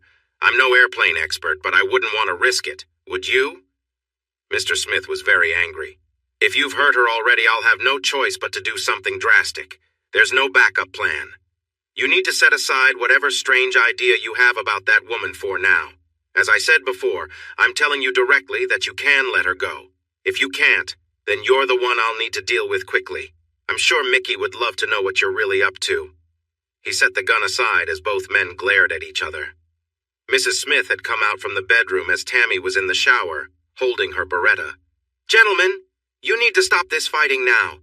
Your little princess in there is delicate. Don't damage her when you need her most, okay? And you, if I hear you treated her in any way like this disturbing display, I will find you. I promise. I'll leave our little princess alone except for what we agreed on. But if Mickey wants to handle her differently, then you need to convince him otherwise. I'm serious. I will come after you, and I'll make sure your monster pays." Mr. Jones shrugged. "This could be an interesting game. What if I catch you first? Do you enjoy a challenge?" Mr. Smith pushed the gun back under Mrs. Jones's chin, his face red with anger. "Now be quiet. Keep your thoughts to yourself. We've had a good working relationship up to now, and I don't want to ruin it. If you do, I'll end it for you. Let's forget the last half hour. As soon as Tammy is back, you both need to get ready, and then I will too. We only have about 90 minutes until we land, and we all need to stay focused." Mr. Smith stepped back and put his gun away. He needed to regain his calm self, but Mr. Jones was definitely getting on his nerves. Little did Mr. Jones know that Mrs. Smith truly was Mrs. Smith. 20 minutes later, Tammy came out wearing the outfit chosen for her. Mrs. Smith had made a great choice. Tammy wore a stylish black and white plaid outfit with large chrome buttons down the front and sleeves of the jacket, which flattered her shape. Underneath the jacket, she wore a matching crop top and a short wraparound skirt that had more buttons and a split. Black knee-high boots with a little heel completed the look, giving her an appearance that was both attractive and professional. Tammy focused on what she had to do, trying to push through her discomfort. She forced herself to continue, ignoring the unease in her body. Finally, she could tell Mr. Jones had reached his limit. As he pulled away, she braced for the final moment, but instead of finishing quietly, he decided to humiliate her further, leaving her face smeared with the aftermath. Tammy tried to compose herself, blinking through the mess, and Mrs. Smith quickly moved to help her up. Gently, Mrs. Smith guided her back to the bedroom where Tammy could shower and clean herself. Once inside, she removed the little clothing she had left and stepped under the shower, trying to wash away the feeling of what had just happened. While Tammy was in the shower, Mrs. Smith prepared the outfit she was to wear next. It had been carefully chosen to appeal to Mickey, based on what they knew would catch his attention. Tammy dried herself off, staring at her reflection in the mirror. A tear rolled down her cheek, not from Tammy, but from the part of her that was still Matt's wife. That part of her mind, which felt overwhelmed by guilt and sadness, had been pushed aside by the strong, determined side of Tanya, the part that needed to succeed in this mission. Deep inside, the part of her that longed for her past life still existed, hoping for redemption. As Tammy dressed, tensions were rising elsewhere on the plane. Mr. Jones, disregarding their earlier conversation, had taken things too far. Mr. Smith's anger grew as he realized Jones was losing control, letting his darker side show. Out of Mr. Jones's view, Mr. Smith retrieved his handgun from the small safe, ready to confront him. However, Mrs. Smith was already ahead of him, standing firm with her pink-handled Beretta Pico aimed at Jones. Mr. Smith silently appreciated her quick action, though he'd later need to discuss how she had concealed the weapon. Tammy, unaware of the confrontation, finished getting ready. Meanwhile, Mr. Smith moved toward Mr. Jones, pressing his gun hard under Jones's chin. "What did we talk about back in Lyon?" Mr. Smith growled. "If you break her now, everything falls apart and we'll both be walking dead men." What they didn't accept was that he had no wealth. He told them that the things he had belonged to the people he worked for, but the small group wouldn't listen. They tied his wife to a wooden beam, making her stand. Then they hurt her until she bled. After an hour, they stripped her and continued to harm her until she lost consciousness. They then made her unable to scream. All the while, Saeed promised them they could have everything the couple owned. But they didn't believe him, so they threatened and punished them more and more. At 8 in the morning, Mickey, his father, and their guard drove to Saeed's house to get him. It was strange because he usually waited outside, but something felt off. A broken car was parked outside the house. Mickey's father backed the car away, checked his weapon, and handed one to Mickey. "Something feels wrong. Maybe it's time for your first kill, Mickey," he said. They moved towards the house, and being young and quick, Mickey climbed up to the first floor while his father and the guard went through the back and front doors. That day, Mickey earned the nickname Mickey Two Guns. As he carefully went down the stairs, a board creaked under his feet, giving him away. When one of the gang members ran into the hallway, Mickey acted quickly and shot him. There were no words or warnings. He jumped down, picked up the man's gun, and ran into the room where Saeed and Fatima were tied up. A gang member stood next to each of them, holding a gun to their heads, yelling at Mickey, but he didn't understand. He stepped into the middle of the room, raising both guns, and fired at the two men. They fell, and Saeed and Fatima were saved. Once his father secured their Dubai base, they offered to work for Mickey in exchange for food and shelter.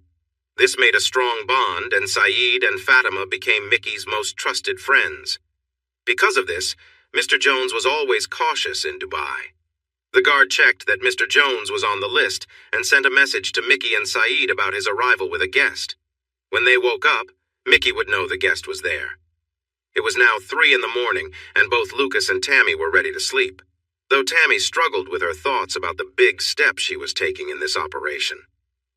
At 7 in the morning, Mr. Jones placed a small device against the wall that connected to Mickey's room.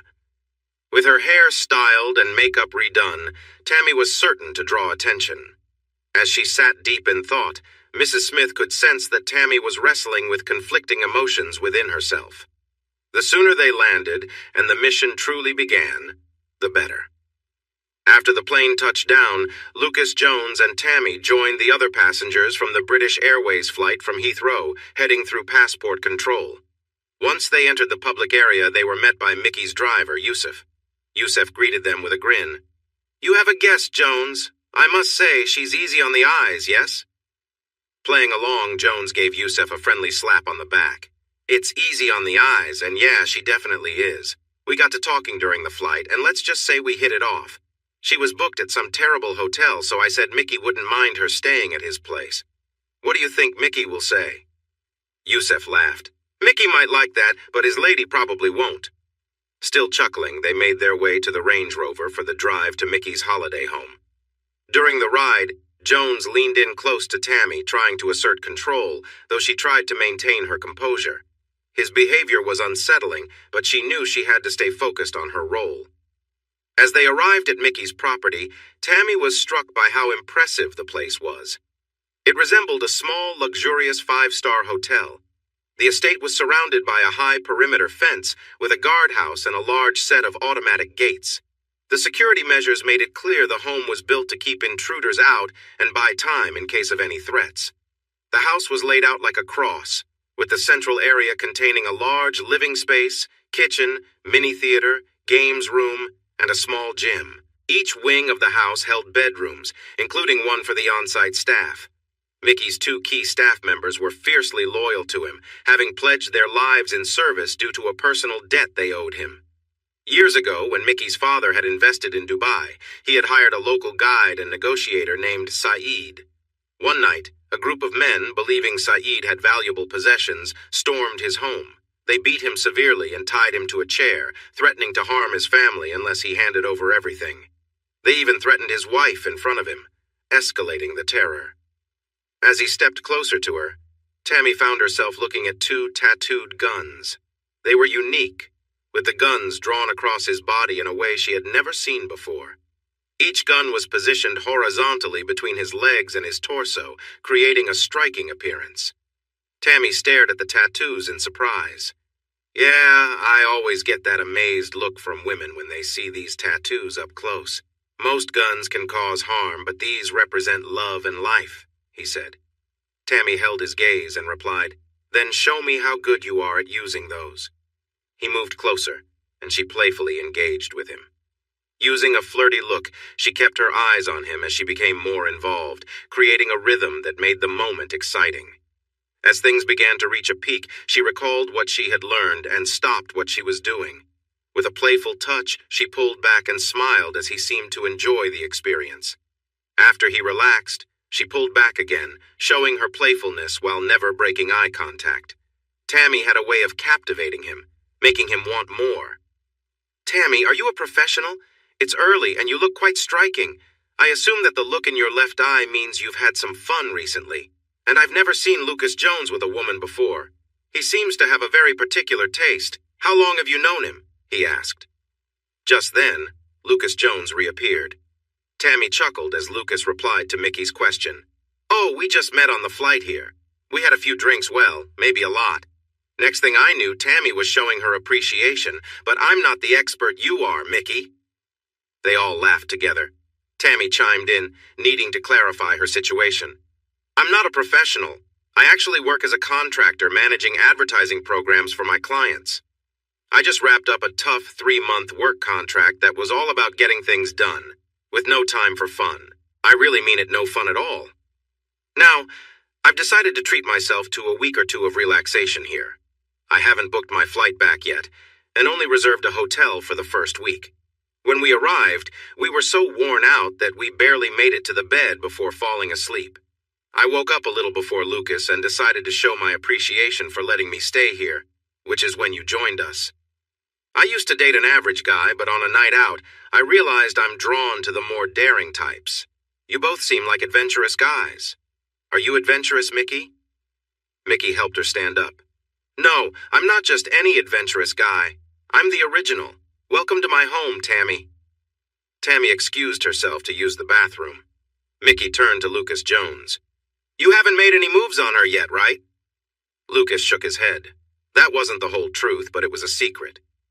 "I'll speak to Saeed and get her a room of her own. From now on, you keep your distance, all right?" Lucas nodded in agreement. "Good. I'll ask Saeed to bring in someone else later. Just take it easy for now. I'm taking the boat out today. Bring Tammy along." With that, he left to return to his room. Tammy came out of the bathroom. "You did well. It looks like he's interested. Let's get ready, grab some breakfast, and then we'll go out on the boat with Mickey for the day. Just be careful. His girlfriend Ostea will be watching closely. We need her to feel a bit of jealousy for our plan later this week. Lucas wanted her too, but he knew it was risky. He didn't want to draw any attention from Mickey or Mr. Smith. but he would find a way to get what he wanted. Tammy went into the bathroom to shower, expecting Lucas to want to continue what had started before Mickey arrived. She felt relieved he hadn't pushed it further. He made her uneasy, and she worried he might change without warning. She thought she sensed a shift in him on the plane, but for some reason he held back. After her shower, she opened the 2 suitcases that Mrs. Smith had packed for her. She was amazed at the clothes inside. Every item was from a top designer. There were shoes, dresses, swimwear, and everything was just beautiful.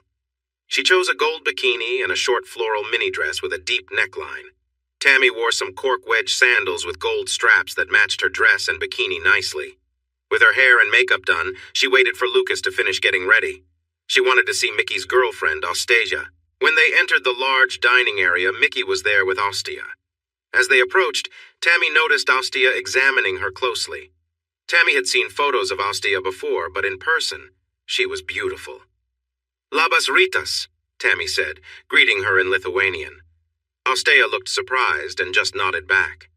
They sat down, and the introductions made it clear how Ostia felt about Tammy. Once seated, Ostia spoke. This is a surprise, Lucas. First time you've brought someone instead of one of those Russian girls. She isn't my girlfriend. She's just a friend, here to enjoy everything this great country has to offer. Ostia was interested. How long have you known her, Lucas? Mickey laughed loudly with food in his mouth. Less than 12 hours. I see. Is she staying with you for your visit, Lucas? Before Tammy could answer, Mickey jumped in, catching her off guard. No way! I can't let her share a bed with someone like him. I've told Saeed to move her things to another room. She can stay as long as she wants. Thanks, Mickey, but I have a hotel booked for the week. I only ended up here with Lucas because we had too much champagne on the plane. I appreciate the offer, but I can't acre. Suddenly, Mickey's mood changed, and he pounded the table, making everyone silent for a moment before he smiled again. Look around you. You have everything you need here. You can keep Lucas company during the day, so he won't feel alone or have anyone else with him. It'll be nice for Ostea to have someone else to talk to. Now let's finish breakfast and get on that boat. I have a feeling I'll catch a big fish today. As he finished his sentence, he winked at Tammy, but Ostea saw right through his words. She gave Tammy a cold look and replied, Whatever fish you catch today, make sure to throw it back, Mickey. If you bring it home, I'll show you some Lithuanian cooking. I'll prepare it and you'll eat it all before I throw away the leftovers. They all understood the meaning. Tammy knew she needed to be careful in the coming days. After breakfast, they headed to Mickey's boat, which was fittingly named 2 Guns. In Dubai, the yacht was impressive, even if it didn't compare to those of the richest people in the world docked nearby. If it had been in Europe, it would have caught a lot of attention. It was over 100 feet long and had cost Mickey $9 million, a symbol of freedom as the world started to recover from the COVID pandemic. With 5 bedrooms, a hot tub, 2 sun decks, one with a roof that could open a dining area, and a couple of jet skis, it felt like a palace on water. The crew consisted of 2 people, including Yusuf, who was the captain and also helped with their needs throughout the day. Tammy noticed that Ostasia, in her bikini, looked like a supermodel but seemed to think she was quite special. While Tammy relaxed in the sun, she reminded herself that Ostasia was enjoying a lavish lifestyle, mostly because of Mickey. Meanwhile, Mickey and Lucas Jones were back at the stern, trying to catch some fish. Yusuf served them a light seafood lunch, which was delightful. After eating, Ostasia returned to sunbathe with a drink in her hand. Tammy tried to talk to her, but Ostasia was distant and unwelcoming. Perhaps it was just how she was. Taking control of the yacht, Mickey steered along the coastline. Lucas joined Ostasia on a sun lounger while Tammy wandered around the boat, eventually finding herself at the helm with Mickey. She had many questions about the yacht, how it was powered, how it performed, how long it could stay at sea, and how easy it was to steer. Come and try it out, it's not hard, Mickey said, stepping aside so Tammy could take the wheel. He stood close behind her, guiding her hands on the wheel as they navigated the waters, making the boat glide smoothly through the waves. See, I told you it wasn't hard, he said. Tammy playfully replied, You're joking, Mickey. This is tricky. Maybe one day I'll get to steer alone.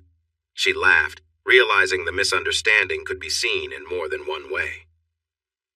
Just then, she noticed Ostia getting up and looking around, probably wondering where they had gone.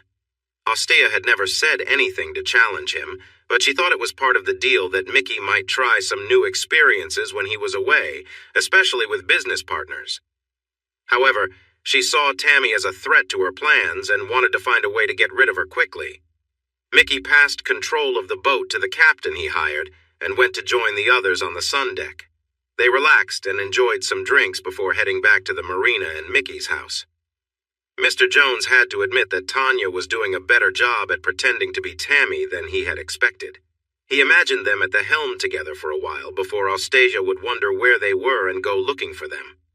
Wanting to impress Tammy, Mickey decided to book a table at the 8 Mosphere restaurant in the Burj Khalifa, the tallest building in the world and known for having one of the highest restaurants. He called Saeed to arrange it, telling him to use any connections he had to secure a reservation. An hour later, Saeed called back to confirm a booking for 4 people. Mickey knew it cost him a significant favor, but he felt it was worth it. When they returned to Mickey's house at 4 p.m., they had an hour and a half to get ready. Mickey told Tammy he had planned a wonderful dinner experience for them and encouraged her to dress nicely. In her room, Tanya wrestled with her feelings about leaving her husband. She and Mr. Smith had agreed she could speak to Matt after a couple of days, hoping he would be calm enough for a sensible chat. She hoped he had gone to Saint-Tropez, but she doubted it based on how upset he was when they last saw each other. All her things were left on the plane and taken to Mr. Smith's office until she returned to England. Tanya went to Mr. Jones's room. The phone she had was unable to make regular calls as a safety measure from Mr. Smith. Instead, it used a special government app that hid her number, making calls untraceable and secure. If she tried to call someone, both Smith and Jones were notified and could approve or deny the call. She tried to call Matt using the app, expecting him to be angry. He was even more upset than she thought he would be. She tried to soothe him, saying she had read his messages and would be back soon, but he didn't want to hear it. Something had changed for him since she left, and he gave her an ultimatum. Either stop lying and check the messages he sent, or they were done. He told her to call him back in 90 minutes when he was at the terminal in England. She could tell from his voice that he meant every word. Mr. Jones talked to Mr. Smith received some alarming messages that had been sent to her phone in London. As Tammy read them, she felt overwhelmed and dropped the phone. She fell back onto the bed, shocked. "I need to go home. Matt needs me now more than ever," she cried out. In a rush, she darted to the bathroom, feeling sick. Mr. Jones picked up the phone and looked through the messages. It was startling news. Matt's grandmother had passed away. Just when things seemed to be improving, this could change everything. He decided to call Mr. Smith. Meanwhile, Tammy was in distress. Tanya, another part of her mind, took over, and she longed to go home. For the next half hour, a heated discussion unfolded between Tanya, Smith, and Jones. They warned her that if she left now, it would be seen as a serious mistake, and she could lose her government job. Mr. Smith made it clear that finding a new job would be very difficult.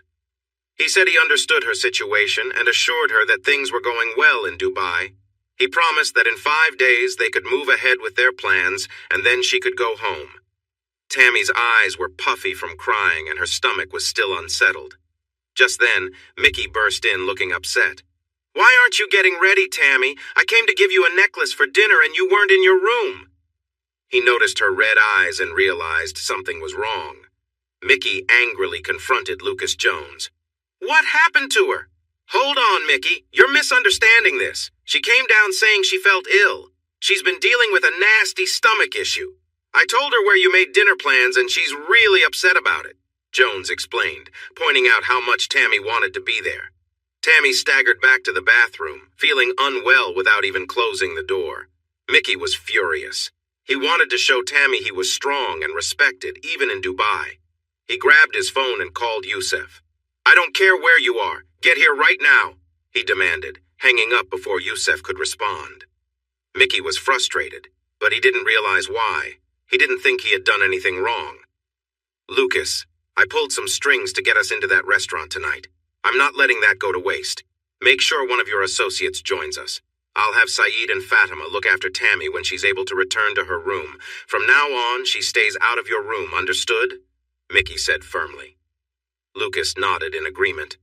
It would complicate their plans, but they still had options. Once Tammy stopped feeling sick, Mickey took her back to her room. As they walked, he asked if she was unwell or if something had happened with Lucas Jones. Mickey was surprised by how upset she was about missing the restaurant. He didn't realize that she was actually troubled by the news of her mother-in-law's death, which was affecting her deeply. Mickey promised to make things better for her. If she still felt bad in the morning, he would have the doctor come to see her, then he left her to rest. With only 15 minutes left until she had to call Matt, Tammy spoke to Mr. Smith 5 minutes before the call. He assured her that he would get her back soon, although he couldn't promise a specific date. He said she would be back for the funeral and allowed her more contact than originally planned. He thought this might help her focus on her goals rather than her marriage, which was important for their work. He arranged for Matt to listen in on the call. After Matt gave Tanya a hard time and hung up, Mickey considered making things difficult for Matt in the next few days, but he knew that would only make things worse.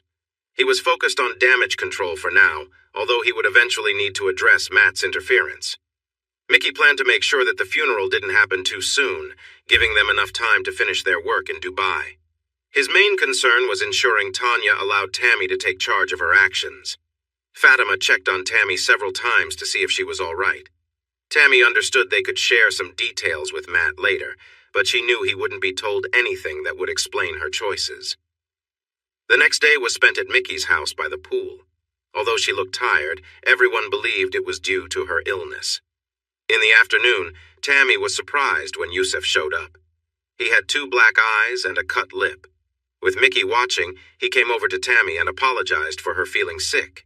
Embarrassed, she took his hand and told him it wasn't his fault. Yusuf nervously glanced at Mickey and insisted it was just an accident before quietly stepping back. The following day, they went into the desert to ride camels and then drove 4-wheel buggies across the sand dunes.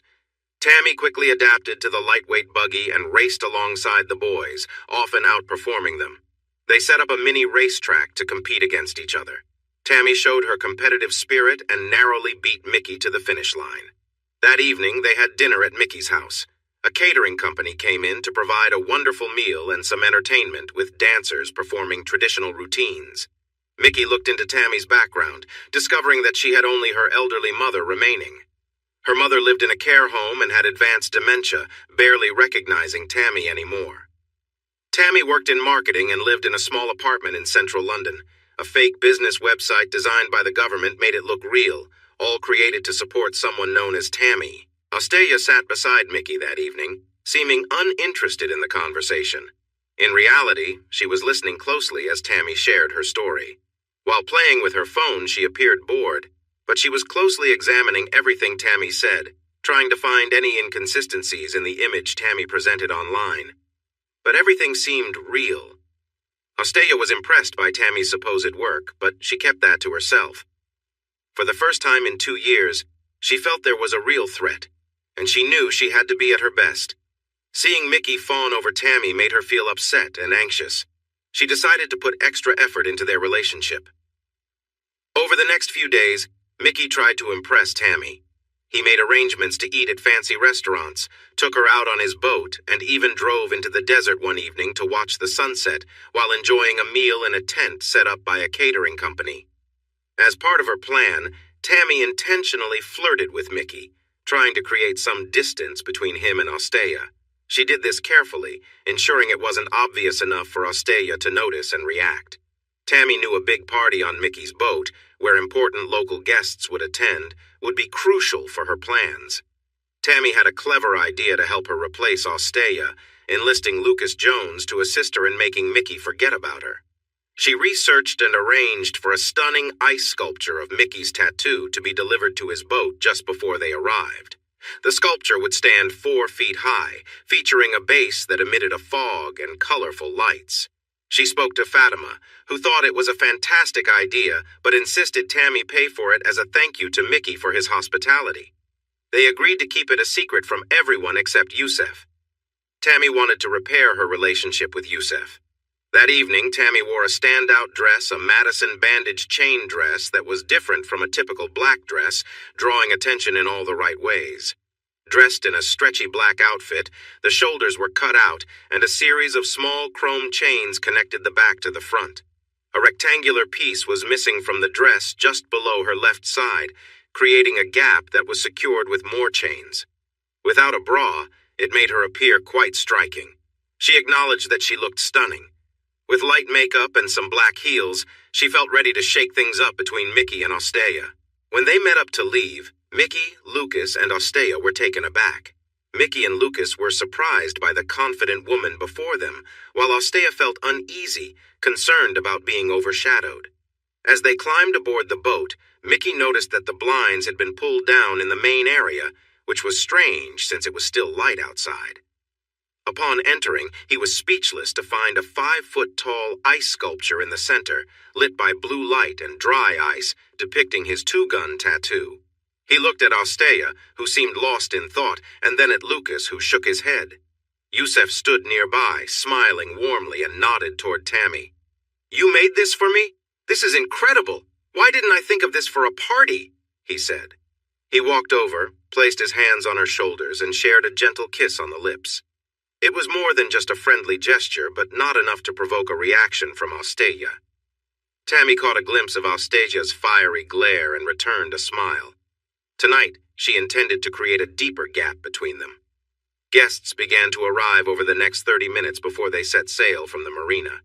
Everyone admired the ice sculpture, and Mickey proudly introduced Tammy as the organizer, explaining that it was a replica of the two guns he had used years ago, which earned him his name. Throughout the next few hours, Tammy remained by his side, making Ostea feel as if she was being replaced right in front of her. Ostea noticed a young Russian man in his 20s frequently glancing her way. Whenever she caught his eye, he quickly looked away. Deciding to take the initiative, she approached him. "What's a handsome guy like you doing on this boring boat trip?" "I'm Ostasia, by the way." She leaned in, gave him a quick kiss on the cheek, and playfully pressed her shoulder against his. "I'm Alexander. I'm here with my Uncle Dmitri to learn about our family's business in Dubai. I have to say, you are the most interesting person I've met in business." Ostea laughed lightly at his playful flirting. She let it go on because she knew Mickey would probably get jealous and come over to take her away soon. Just then, Yusuf came in with a tray holding 2 glasses of champagne. They took the glasses, and Ostea raised hers for a toast. "To new friendships, may they shine brightly." She looked into his eyes as she spoke, having learned how to use her expressions to get what she wanted. This time, she was hoping for attraction, a look that suggested that good things were waiting for those who dared to seek them. Meanwhile, Lucas had put the drinks on the tray and told Yusef to serve them to the couple. He had added a small amount of a strong substance used in their work, one that made things easier for those involved in the business, especially those who might not have chosen it. An hour later, Ostea looked around and saw Mickey dancing closely with Tammy, his hands on her waist, completely unaware of her. Feeling frustrated, she grabbed Alexander and started to dance with him. She held on to him tightly and whispered that she wanted him. A little while later, they found a room together, caught up in the moment. Unbeknownst to them, Lucas opened the door slightly to record a quick video. Mickey took Tammy outside onto the deck, pushing her gently against the railings as he kissed her. After a moment, she pulled back. "Mickey, I can't do this. You have Ostea, and I don't want to cheat. Yes, I know what we did before, but I thought you were single then. Plus, I haven't had a boyfriend in weeks, and you're really attractive, but I can't do this. What if Ostea walked in? I remember her words about fish, and I know they were meant for me." She looked at him sadly, and he was surprised. It seemed she had some principles. It was the first time a woman had turned him down. Usually they were eager to catch his attention or see him as a trophy, but Tammy was different. He looked around, wondering when he last saw Ostea, perhaps with a young Russian man. It didn't matter. He would look for her soon to smooth over any tension he felt sure she had. This trip had purposes beyond just business. The Russians were discussing something about a shipment that had gone missing on its way to Ukraine, and Mickey might be interested in that. Dmitri glanced at Tammy with interest, glad to keep her close enough to hear a conversation that might have gone unnoticed in different circumstances.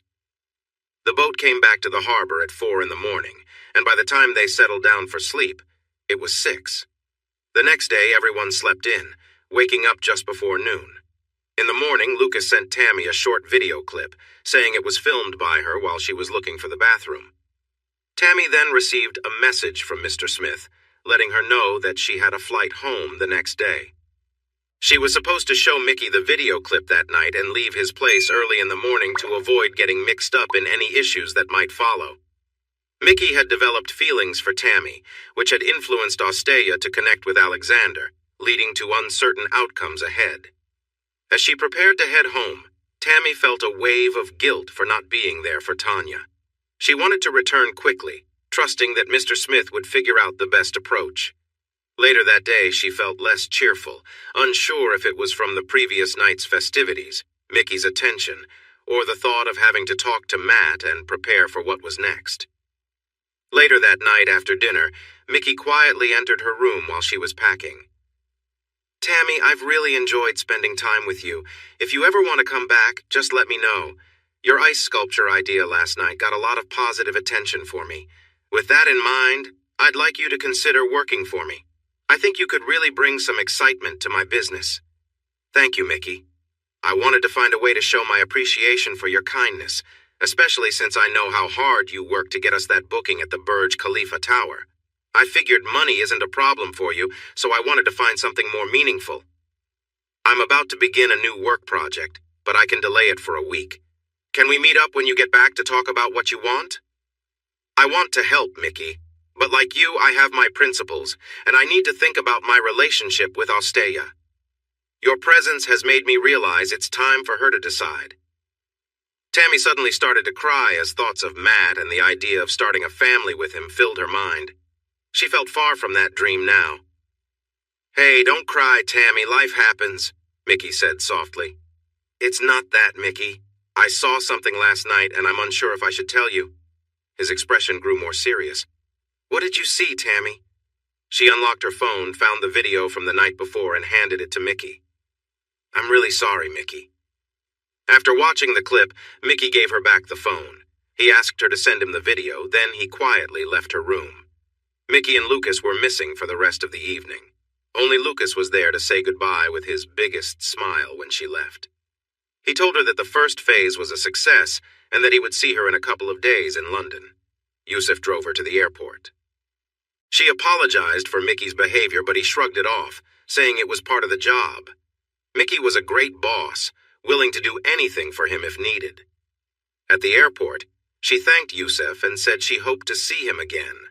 Yusuf laughed, saying, "Oh, you'll see me again, and sooner than you think." He tapped his nose playfully. She gave him a quick kiss on the cheek and headed through the airport on her first-class flight back to England.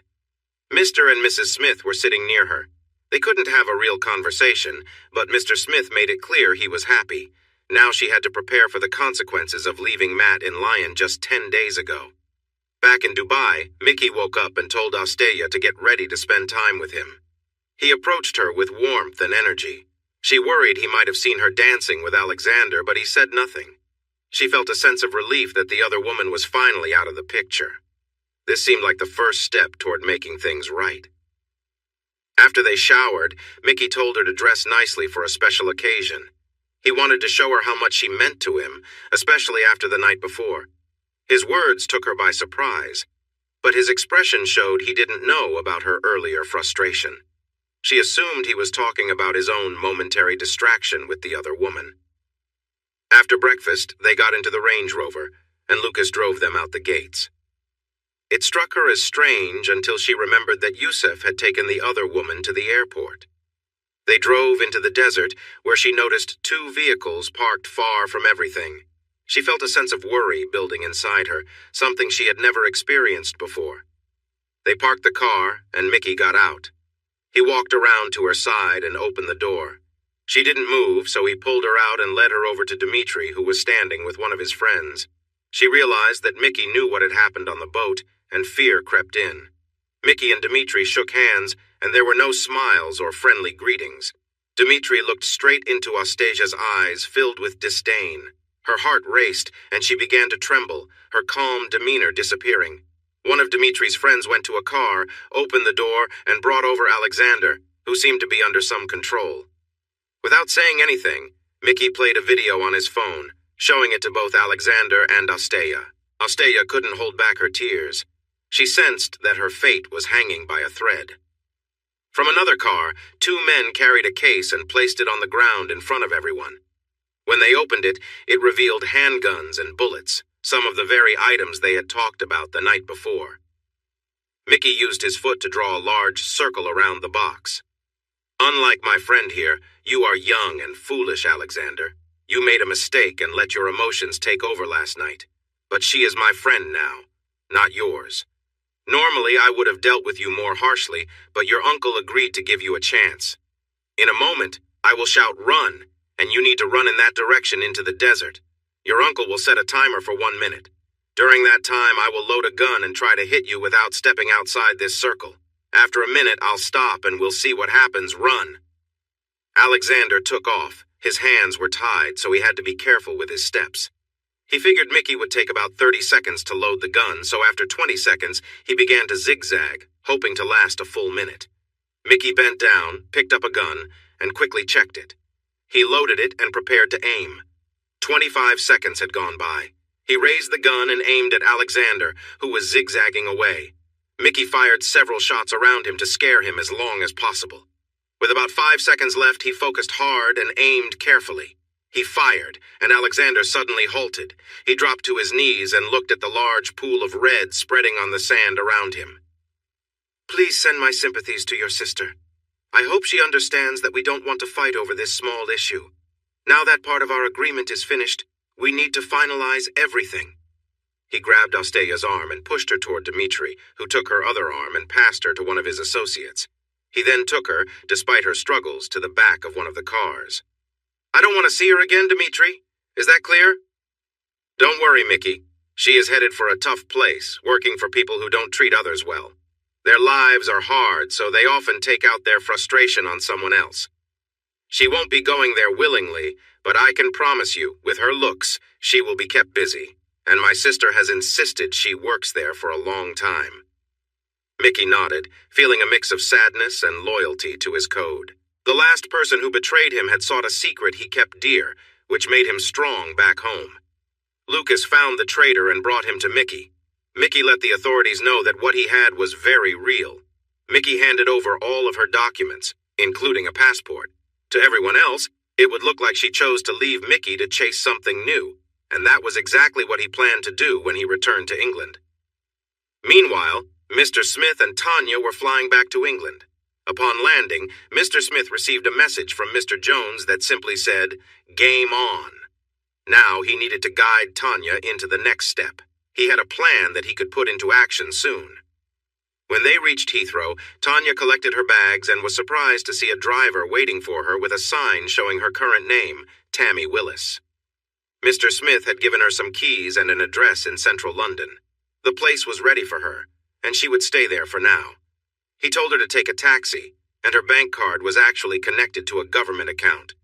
Just making sure you're the right Tammy Willis. I didn't book a car, the driver said. No, sir.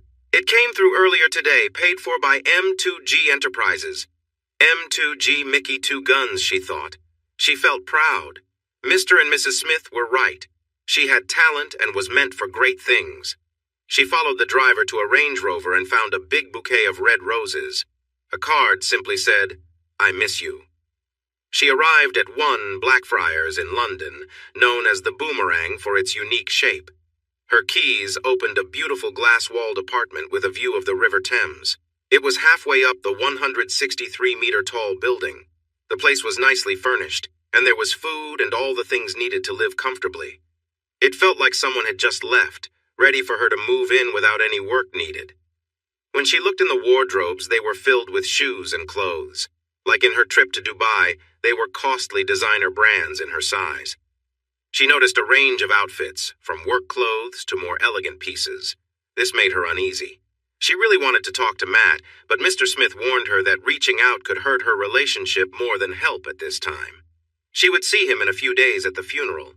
Mr. Smith had kept his promise. She was there to pay her respects to Georgina and Matt. The next day, she took the tube train to the SIS building along the embankment, the home of MI6 and other secret parts of the government. She used the pass given to her by Mr. Smith and followed the directions to the right floor. When she swiped the entry panel, she entered a room filled with computer screens on nearly every wall. 5 people were either typing or talking while wearing headphones. A door opened to an office, and Mr. Smith welcomed Tanya inside. They spent over an hour discussing the operation in Dubai. He apologized for threatening her with dismissal, but admitted he felt pressured at that moment. He assured her that he would never take such a step. He informed her that Mickey was now single and interested in a woman named Tammy Willis. Please tell me he didn't hurt her, Mr. Smith. No, he didn't. You saw he was angry, but he only asked her to leave. Apparently, her expression was quite something when it happened. That leads us to the next part of our plan, relationships. You know what we need you to do, and how long it takes will depend on how quickly you can connect with Mickey. Mr. Smith glanced at the clock, and then there was a knock on the door. The Prime Minister walked in. Tanya was caught off guard and took a moment to gather herself before reaching out to shake hands. I'm sorry, sir, you surprised me. It's an honor. Hold on, Tanya, the honor is mine.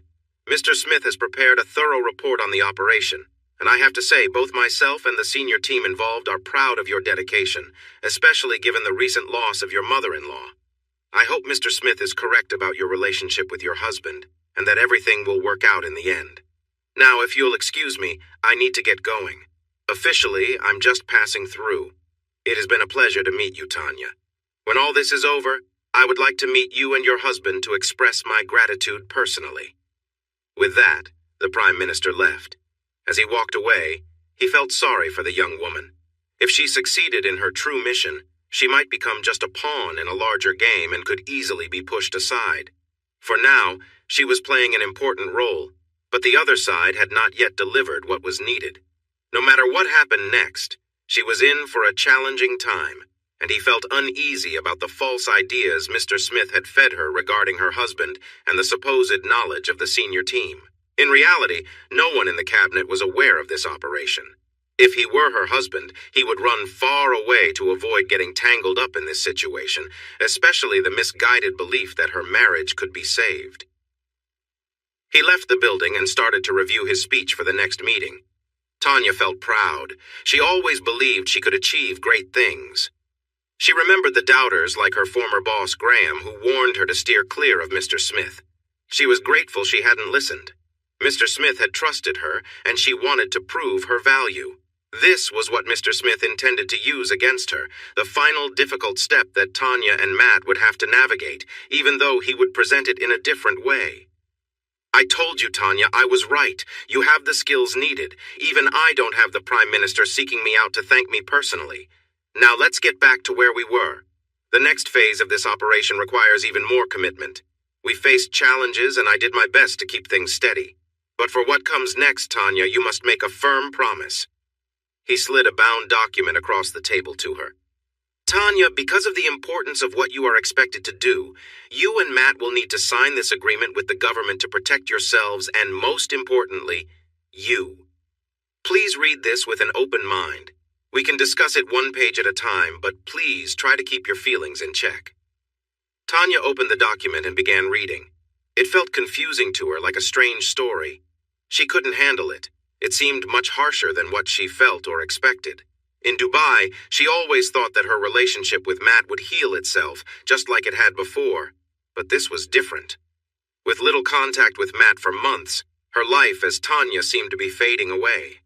Everything she owned was given to Matt. Their marriage was canceled as if it never happened. When she learned that if she had a child while working, the state would help pay for its upbringing, she had to excuse herself and felt sick at the thought of having someone else's child. That day, Mrs. Smith, Matt's wife, came in for the second time to speak with Tanya. Together, they used her strong wish to succeed against her. But the biggest concern was about having a child. Mrs. Smith worked on her tablet. Tanya, it says your contraceptive implant needs to be replaced in 6 months.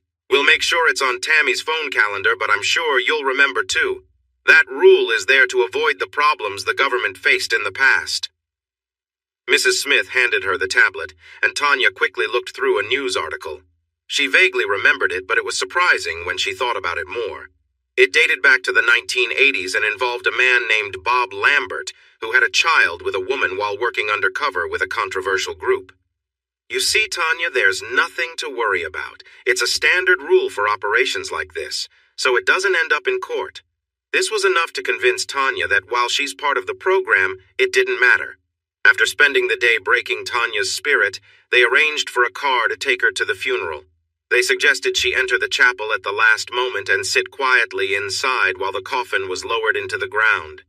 It wouldn't be fair for Matt to know she was there, but he would appreciate that she kept her promise if she spoke to him briefly before leaving. Mr. Smith arranged a meal for Tanya and Matt at the Italian restaurant they loved. Their first, and soon enough, their last meal together. He was straightforward, knowing Matt might not agree to sign the document, but it was important for him to do so. He asked Tanya how far she was willing to go to get Matt to sign. Once again, they discussed their options.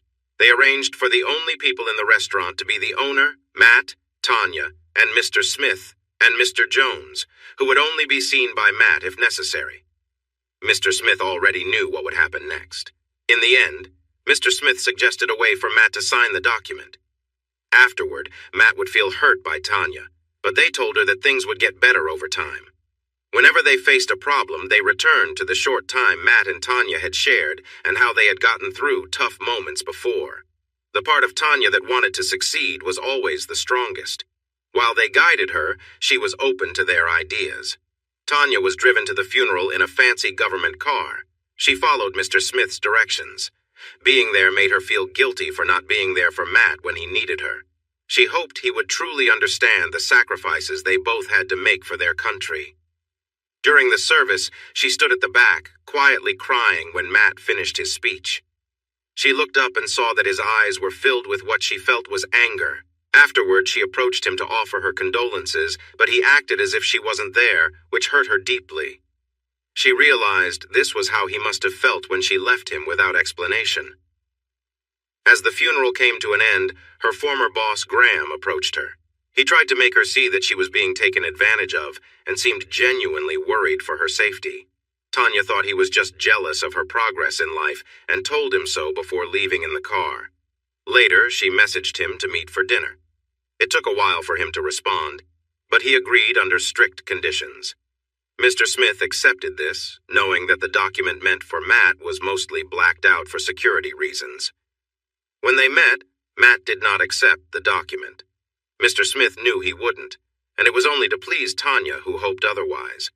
Eventually, Matt was given something that made him compliant, and he signed all the parts of the document. In the end, Tanya had her wish to stay with Matt until morning. Mr. Smith and Mr. Jones left, planning to pick her up at 6 in the morning. All the necessary documents were in the apartment. Smith was confident that Tanya would stand firm and succeed. When they were in Dubai, he moved ahead with his strict plans. After they left, Tanya took Matt to the bedroom. She asked him to help her take off her clothes, but he did it in a mechanical way, showing no real feeling. She wanted the effects of the drug to fade, hoping to leave Matt with good memories and to believe they could easily reconnect when she came back. It was challenging, and in the end, the only way to connect was for Matt to lie back while she focused on her own pleasure. She kissed him tenderly, but he remained distant. Bringing his hands to her, he didn't engage as he used to. In happier times, he would have been more involved. She tried to excite him, but he simply seemed lost in the moment. Mixed in with the drug were substances meant to keep him engaged for her sake, but it frustrated her that he felt so unresponsive when she wanted to feel their love together. At 6 in the morning, she quietly left, leaving a note in hopes that he would understand. She looked around the apartment that they shared and hoped that when she returned, they would be ready to sell it, planning to buy a house where they could raise the children that were now her next big dream. She kissed him goodbye and walked away. Later that day, she felt guilty for deceiving her husband. The night before, she had thought he might be open to signing the document. Mr. Smith had suggested there was a slight chance, but at the funeral, the anger in his eyes was surprising. She felt like she no longer existed and cried for what she had lost. In the afternoon, she broke down and called Matt, only to find his number was no longer in service. Though she was warned not to contact him, her new life felt shaky, and she needed to adjust before things changed. Suddenly, her phone rang. It was Mickey. "Hi, Tammy. I just got back to the UK. I'm sorry I didn't say goodbye, but I wanted to thank you for showing me that video. Many wouldn't have told me and let me stay in the dark." After a talk the next day, Austeya decided to try something new. "I'm free now, Tammy, and I'd like to invite you to dinner on Friday. I've made a reservation at the Beast. Do you like steak and lobster? We can talk about work. I have an idea that might interest you." "Hi, Mickey. I love steak and lobster. I just checked where the Beast is. By the way, are you a swinger?" Mickey paused for a moment. He said that if Tammy had been with him, she would not have liked how unhappy he looked. "No, Tammy, I don't share my partner with anyone," she laughed. "I'm glad you think that way. I was just joking. The place I meant is called Swingers Crazy Golf. Let's meet there for a round or two of golf and have some drinks before dinner. Since we're both competitive, I'm sure we can make a fun bet to bring out our competitive sides." Mickey chuckled, realizing she had made a light-hearted joke at his expense. Most people didn't joke with Mickey like that, but Tammy was different. He agreed, and they planned to meet at 5 o'clock that Friday. Mickey arrived first, dressed sharply, looking like he belonged in a show about the past. Most people noticed he was the real deal. When Tammy walked in, everyone's attention quickly turned to her. She wore a stunning red dress that hugged her figure and showed off her leg as she walked in her red heels. The dress ruffled around her waist but clung closely elsewhere, highlighting her shape. The neckline was deep, drawing attention to her beauty. Every time Mickey saw her, he felt drawn closer, like a magnet. "Tammy, look around. Everyone is watching you. I've been dreaming about you every night, but seeing you here is something else. You look amazing, and it's definitely making an impact on me." "Thanks, Mickey. And you look fantastic, too." She wrapped her arms around him and kissed him warmly. Her hand playfully slid down, teasing him. Unlike a few days ago, there was no one else around him. Mickey pulled out a small box with a silk ribbon. When Tammy opened it, she found a pair of beautiful gold earrings that sparkled like tiny chandeliers made of diamonds. She hesitated to accept the gift, but Mickey insisted he had brought them from Dubai just for her. She wore them, and people admired her even more. As they got ready for their first round of golf, they made a light-hearted wager. The loser would have to perform a fun little dance at the end of the evening. Tammy was determined to put on the best show she could. They played a game of indoor golf, and despite her best efforts, Tammy ended up losing. Mickey smiled, took a deep breath, and looked at her with a grin. They crossed the street and enjoyed a nice meal. When it was time to pay, the bill was nearly £1,000 for both of them. Tammy offered to pay half, but Mickey refused. He had invited her out, and he was happy to cover the cost. For him, it was a small price to pay to spend time with Tammy. They paid and stepped back outside. "What do you want to do now, Tammy? I have a room booked at Claridge's if you'd like to continue the evening. I can call my driver to pick us up. He's nearby, so he can drop you off after and then take me home. We can do whatever you prefer." Tammy knew what she had to decide, but she couldn't shake off the reality of the situation. She would be with another man for the first time since her marriage. She kept telling herself it was just a friendly act before she replied, "I'd love to spend the night at Claridge's, Mickey. But can we stop by my apartment first? I need to grab some personal things for the morning. I don't want to feel awkward tomorrow."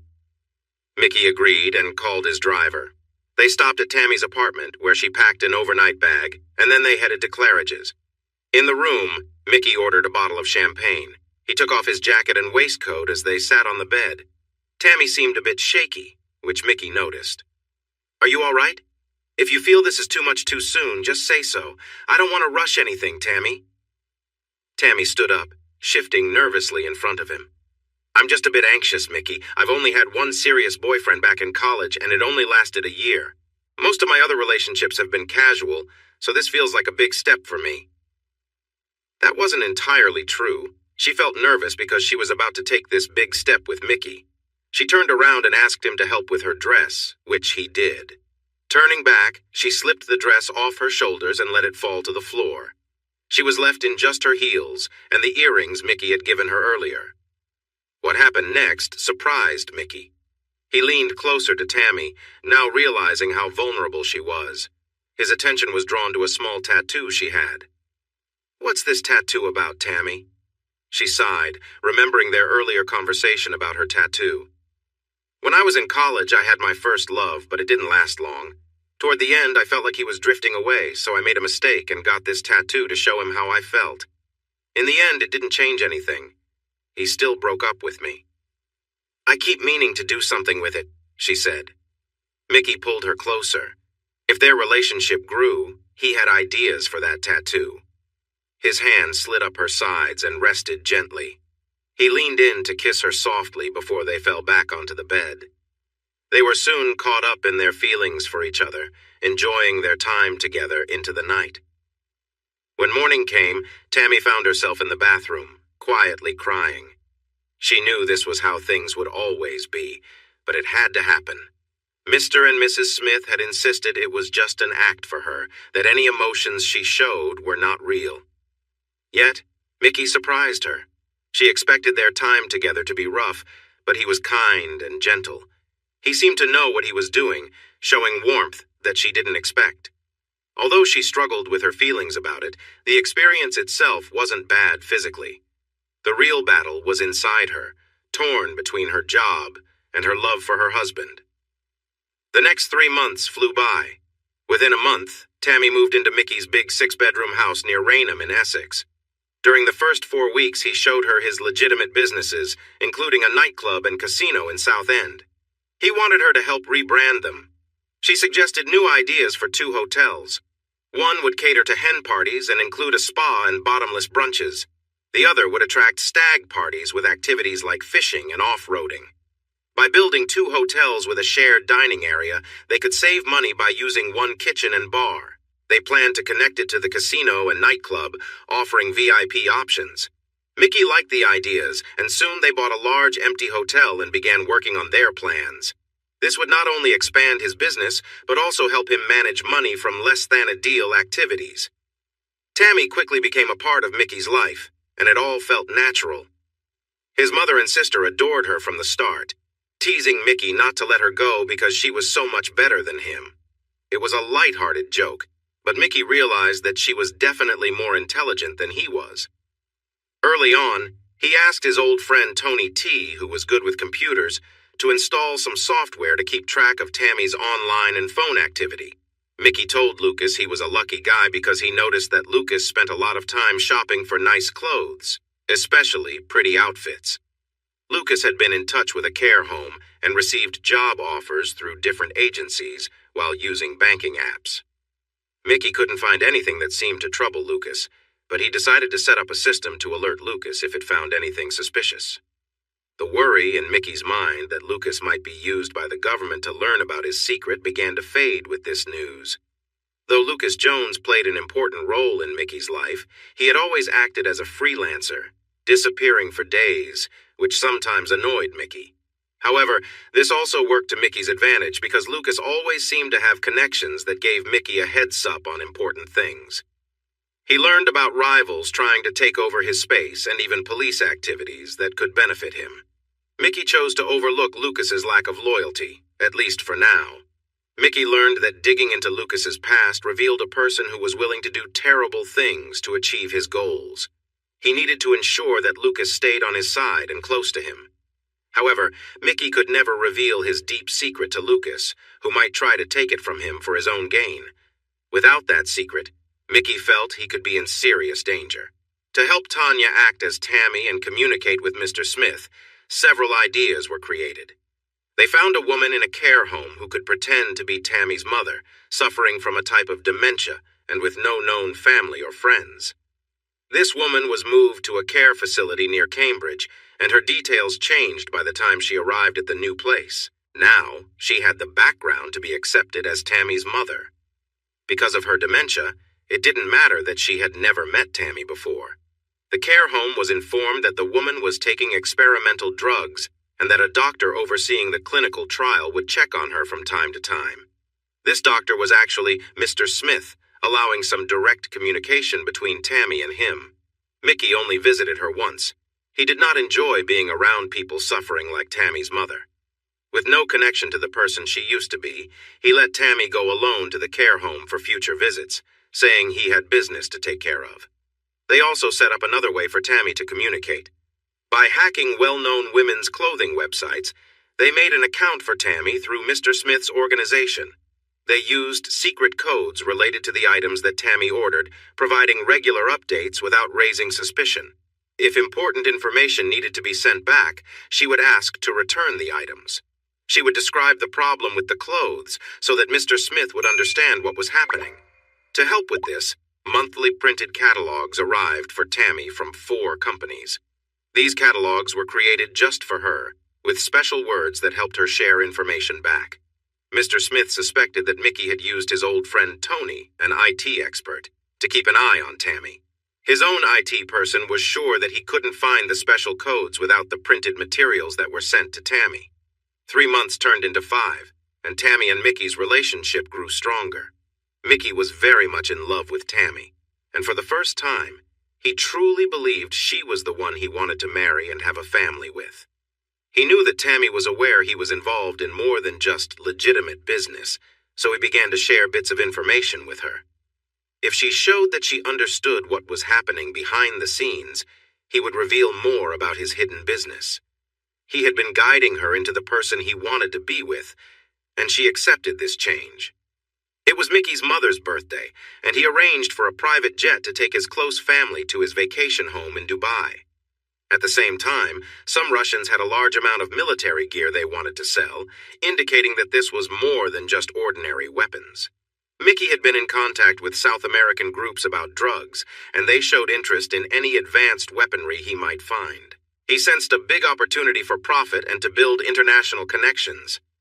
When the plane landed, Yusef greeted Mickey and Tammy in a luxurious Range Rover with 2 big limousines waiting for the other family members.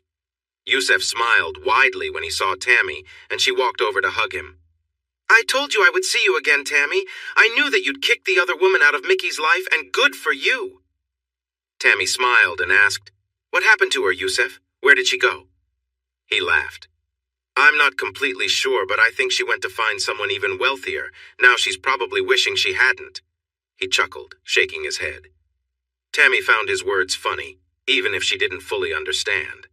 Lowering his voice, he explained further. "Let's just say she went back to living in the way she was used to, but it's not as glamorous for her anymore. She did the same now, every hour, every day, just to make sure she could stay safe." Tammy shuddered as she realized the fate that could await her if Mickey ever discovered who she really was and what she was up to.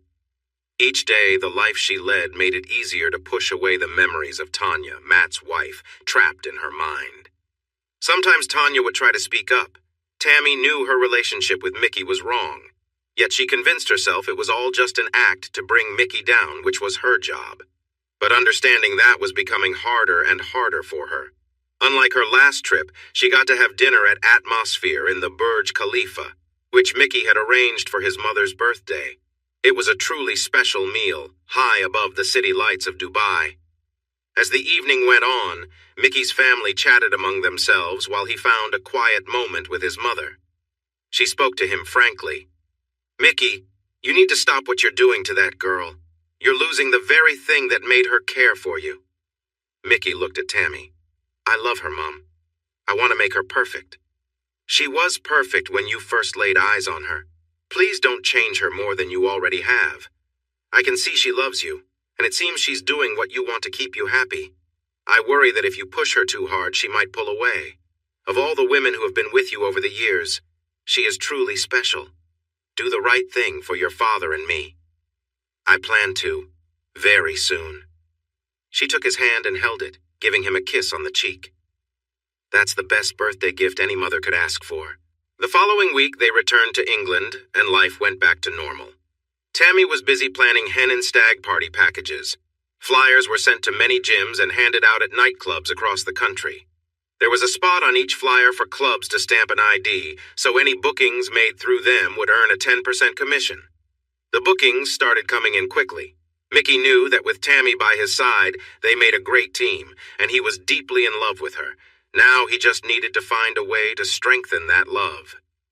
Mickey recalled their conversation from that first night when he asked about protection, and she explained that she had a birth control implant. She had marked their calendar at home to make an appointment to renew a medical device that Mickey had advised her to get done privately at a clinic on Harley Street in London. As he thought about it, he smiled. In a light-hearted conversation with Lucas Jones, He joked about wanting to make a real commitment to Tammy, but he was also at a point in his life where he truly wanted to start a family. He believed Tammy was the right person for that. When he had talked to her about having kids, he noticed it made her a bit uneasy. She said it was something she wanted eventually, but not just yet. Mickey, however, preferred to be in charge and set the rules. Lucas mentioned that having a child with Tammy would strengthen their bond for life. He talked about connections he had that could get some special medicine developed by the South Korean government. There were whispers that if the birth rate didn't rise soon, they were looking into a drug that could help couples conceive more easily. Reports from secret trials suggested that the drug worked very well, helping many women become pregnant quickly. Some even ended up having twins. Mickey found that idea exciting. "Lucas, I want you to get that medicine. Bring it to the doctor and ask him to use it instead of her current birth control method," Mickey requested. Lucas grinned, thinking this would make things interesting. He was still feeling the tension with Mr. Smith that had begun when they took the flight to Lyon to meet Tammy, who was still known as Tanya back then. The gap between him and Mr. Smith had grown wider since then, and something about the operation felt off. He could see that the government was putting a lot of resources into this, and he knew Tanya was now trapped in it. Yet he couldn't ignore that Mickey had developed strong feelings for Tammy. If Tammy got pregnant, it opened up some intriguing possibilities for Lucas. With Mickey now involved in some serious illegal activities, including dealing weapons, he was likely on the government's radar. But that was the current situation, not the past. Lucas decided he would find a moment to talk to Tammy and see if he could uncover any answers, assuming she might know more than what was being revealed. He was starting to feel bored with this job and wanted to move on. He thought about changing his approach because it seemed like it could be more profitable, and he knew he wasn't getting any younger. Then there was Tanya, also known as Tammy. He felt he still deserved some time with her. He considered how he could make everything work out in his favor. It was something he could think about before deciding on his next steps. If Lucas Jones was realizing that he didn't fully understand the real aim of their work, Tammy was coming to the same conclusion after her last visit with her fake mother at the care home and a meeting with Mr. Smith. As she sat in his office, he noticed the changes in her appearance that Mickey had made. It wasn't for him, but everyone has their own choices. "Hello, Tammy. I hear you're doing well. I see Mickey is looking after you." "Yeah, I guess so. He's not a bad guy. Sure, his business isn't all above board, but he makes sure I get what I want without any hassle. Plus, he's pretty attentive, Mr. Smith." "That's good to hear, Tammy. Your updates have helped us understand more about him and his business. It's great work identifying the plans to bring in the supplies. Lucas Jones is also investigating so we can connect the source to the outlets here. Mr. Smith, has he ever talked about anything personal that isn't about work, but could be useful for you or someone else?" "I'm not sure I follow. Are you implying he has hidden feelings or something?" "That's not the case based on how he acts with me. You should be clearer, Mr. Smith.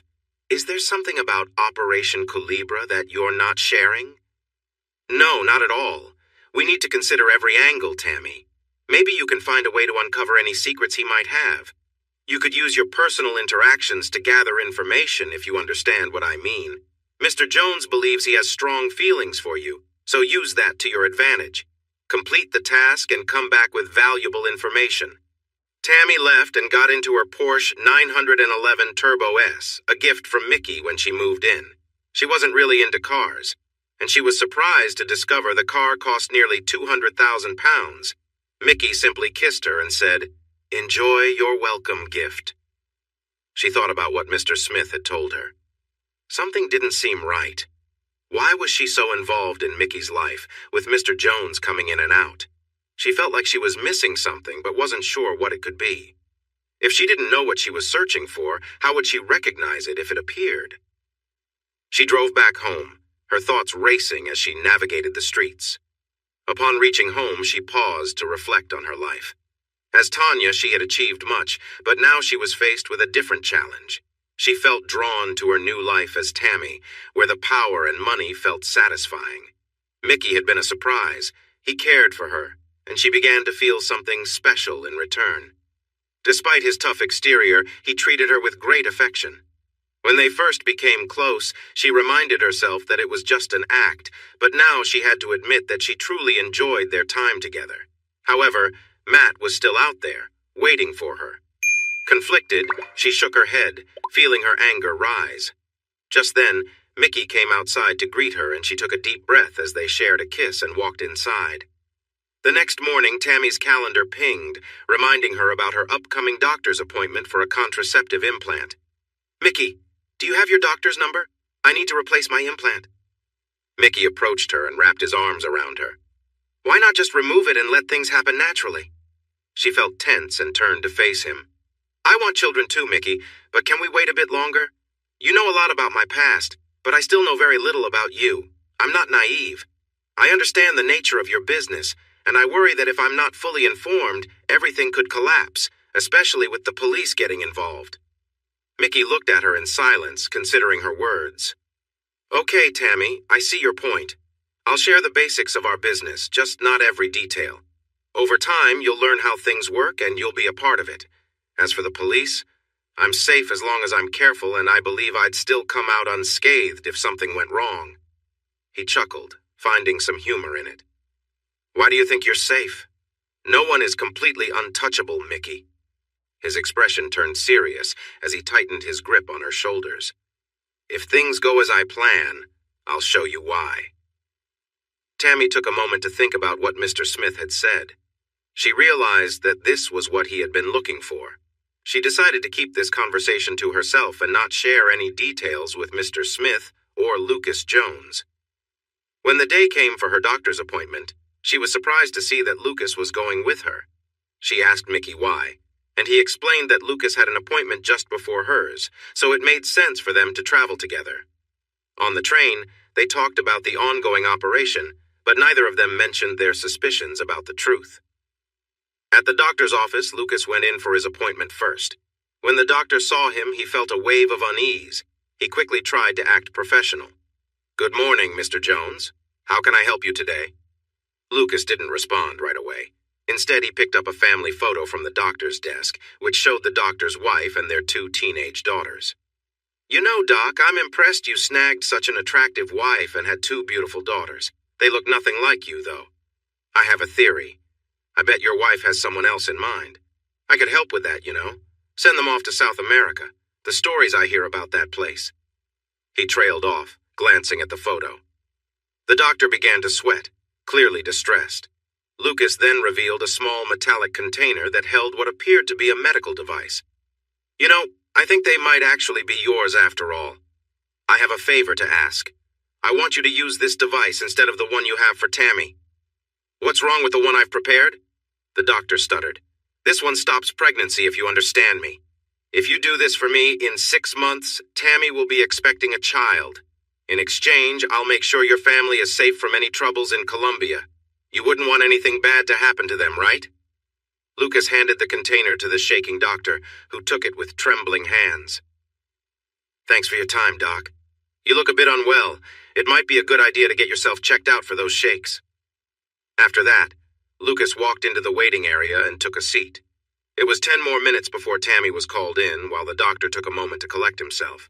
Even though it felt wrong, he decided to follow Lucas Jones's orders. The look in Lucas's eyes made it clear he would act on his threat against his family.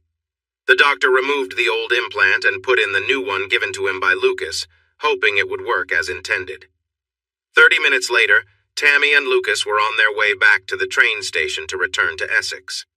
Lucas chuckled to himself. He had figured out how to use this situation to his advantage. It had been 6 months since Tanya had left her husband Matt to live undercover as Tammy. When she left, she thought she could return and reconnect with Matt to work through their issues. However, the reality was that Matt had moved on with his life. Matt had taken a job transfer to East London under a program designed to bring experienced firefighters to the capital. He settled into his new life, knowing that his past with Tanya and the possible threat from Mr. Smith and Mr. Jones lingered like shadows. He learned from Tanya's former boss, Graham, how to be cautious. Matt had 2 places to live, one official and the other private. He expected trouble to surface at some point, but nothing happened, which allowed him to start feeling more at ease over time. In his new surroundings, Matt got along well with his colleagues at the fire station, but he quickly learned to avoid a sensitive topic with one of the guys. During a lunch break, he discovered that Mark, a man in his early 30s, had a military background. When Matt casually asked about his service, Mark suddenly stopped eating and left without a word. The others warned Matt not to discuss the military with him, as Mark had hinted at wanting to forget that part of his life. Although it was never openly talked about, Mark had several scars on his face and body, leading to speculation about a past incident. But no one knew the full story. Two of Matt's colleagues owned a boxing gym in Silvertown, close to the fire station. New to the area, Matt found it a good way to meet people and started taking classes in Krav Maga. He had heard of it and knew it was a self-defense system developed by the Israeli military. After his earlier experiences with Mr. Jones, he felt it was wise to learn some techniques that could help him protect himself if needed. Due to his work schedule, Matt spent a lot of time at the boxing club. In return, he learned self-defense quickly, reaching a decent level of skill. One morning he woke up to find a woman's arm over him. He turned to see a playful blonde lying beside him. She had a sun-kissed tan, probably from weeks of sunbathing on a beach during her vacation in Gran Canaria. He smiled at the memory of meeting Sandra a few weeks earlier. They had shared a flirty moment in the back of a taxi after a night out. As she got out, he playfully asked her a question.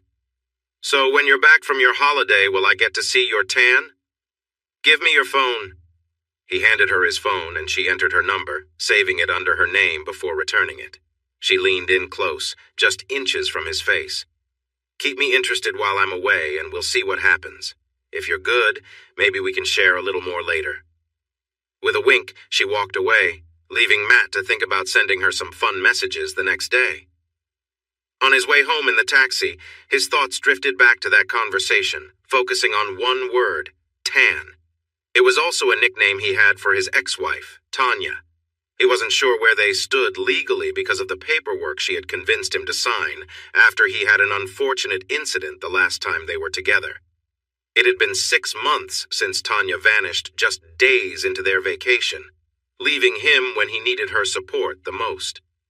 His grandmother had passed away suddenly just hours after Tanya left. Despite his pleas for her to come back, even threatening divorce, nothing changed. The last memory he had of her was a bleak dinner with two mysterious officials.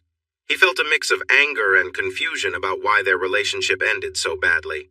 In time, he had come to believe that Tanya had some personal issue that surfaced when she had to choose between her job and their family plans. It didn't matter now. He knew he couldn't take her back. Weeks later, one of his friends was getting married, and the whole group was planning a fun weekend away for the bachelor party in South End. They had special access to a club on Friday night, a clay pigeon shoot on Saturday, a visit to the casino afterward, and then VIP tickets to a nightclub to cap off the weekend. All the guys from the watch were excited for a weekend of fun. Matt was not in a serious relationship with Sandra, but they had gone out together several times and shared some intimate moments. He told her he was away for a party weekend, and she said that was okay since they weren't exclusive at that point. They were pleasantly surprised by the hotel in South End. It had just been renovated and was designed especially for party groups. The hotel next door was aimed at women's gatherings, and both places shared a big dining and bar area, which the guys thought was a smart idea. A few of Matt's friends had already started chatting with some women from the other hotel. Everyone was looking forward to Saturday night at the club, where they were promised special treatment. By Saturday night, the group was really in good spirits. One of their friends missed the afternoon fun because he chose to hang out with a woman from the other hotel instead. Nobody was surprised since there had been a lot of flirting at the bar the night before and during breakfast on Saturday. They quickly entered the club and were led to the VIP area meant for both the men's and women's groups, which had a special bar just for them. Once they were settled, Matt decided to get the first round of drinks. He made his way to the bar. It was a small area, but not as crowded as the main bar. He stood behind a beautiful woman who was wearing a very eye-catching dress. The dress appeared to be made of silver chains shaped like diamonds, with small crystal pieces hanging off them. It hugged her figure and left little to the imagination, showing a lot of her skin as it flowed over her back and shoulders. What really stood out were her tattoos. She had a detailed design running up each leg and two large crossed designs on her back. Matt was so focused on the tattoos that he didn't notice when she turned around with her tray of drinks. She gasped, and the tray of drinks fell to the floor, the sound of the glass breaking loud even with the music blasting in the club. Tanya looked at Matt, her eyes wide in surprise, while Matt stood just a few steps away, trying to understand what had happened to his wife. They both stood still, surprised by the unexpected sight of each other. Thanks for watching this video. Don't forget to subscribe to Infidelity Plus to stay updated with more captivating tales of infidelity and payback. Turn on notifications so you're the first to see our latest content.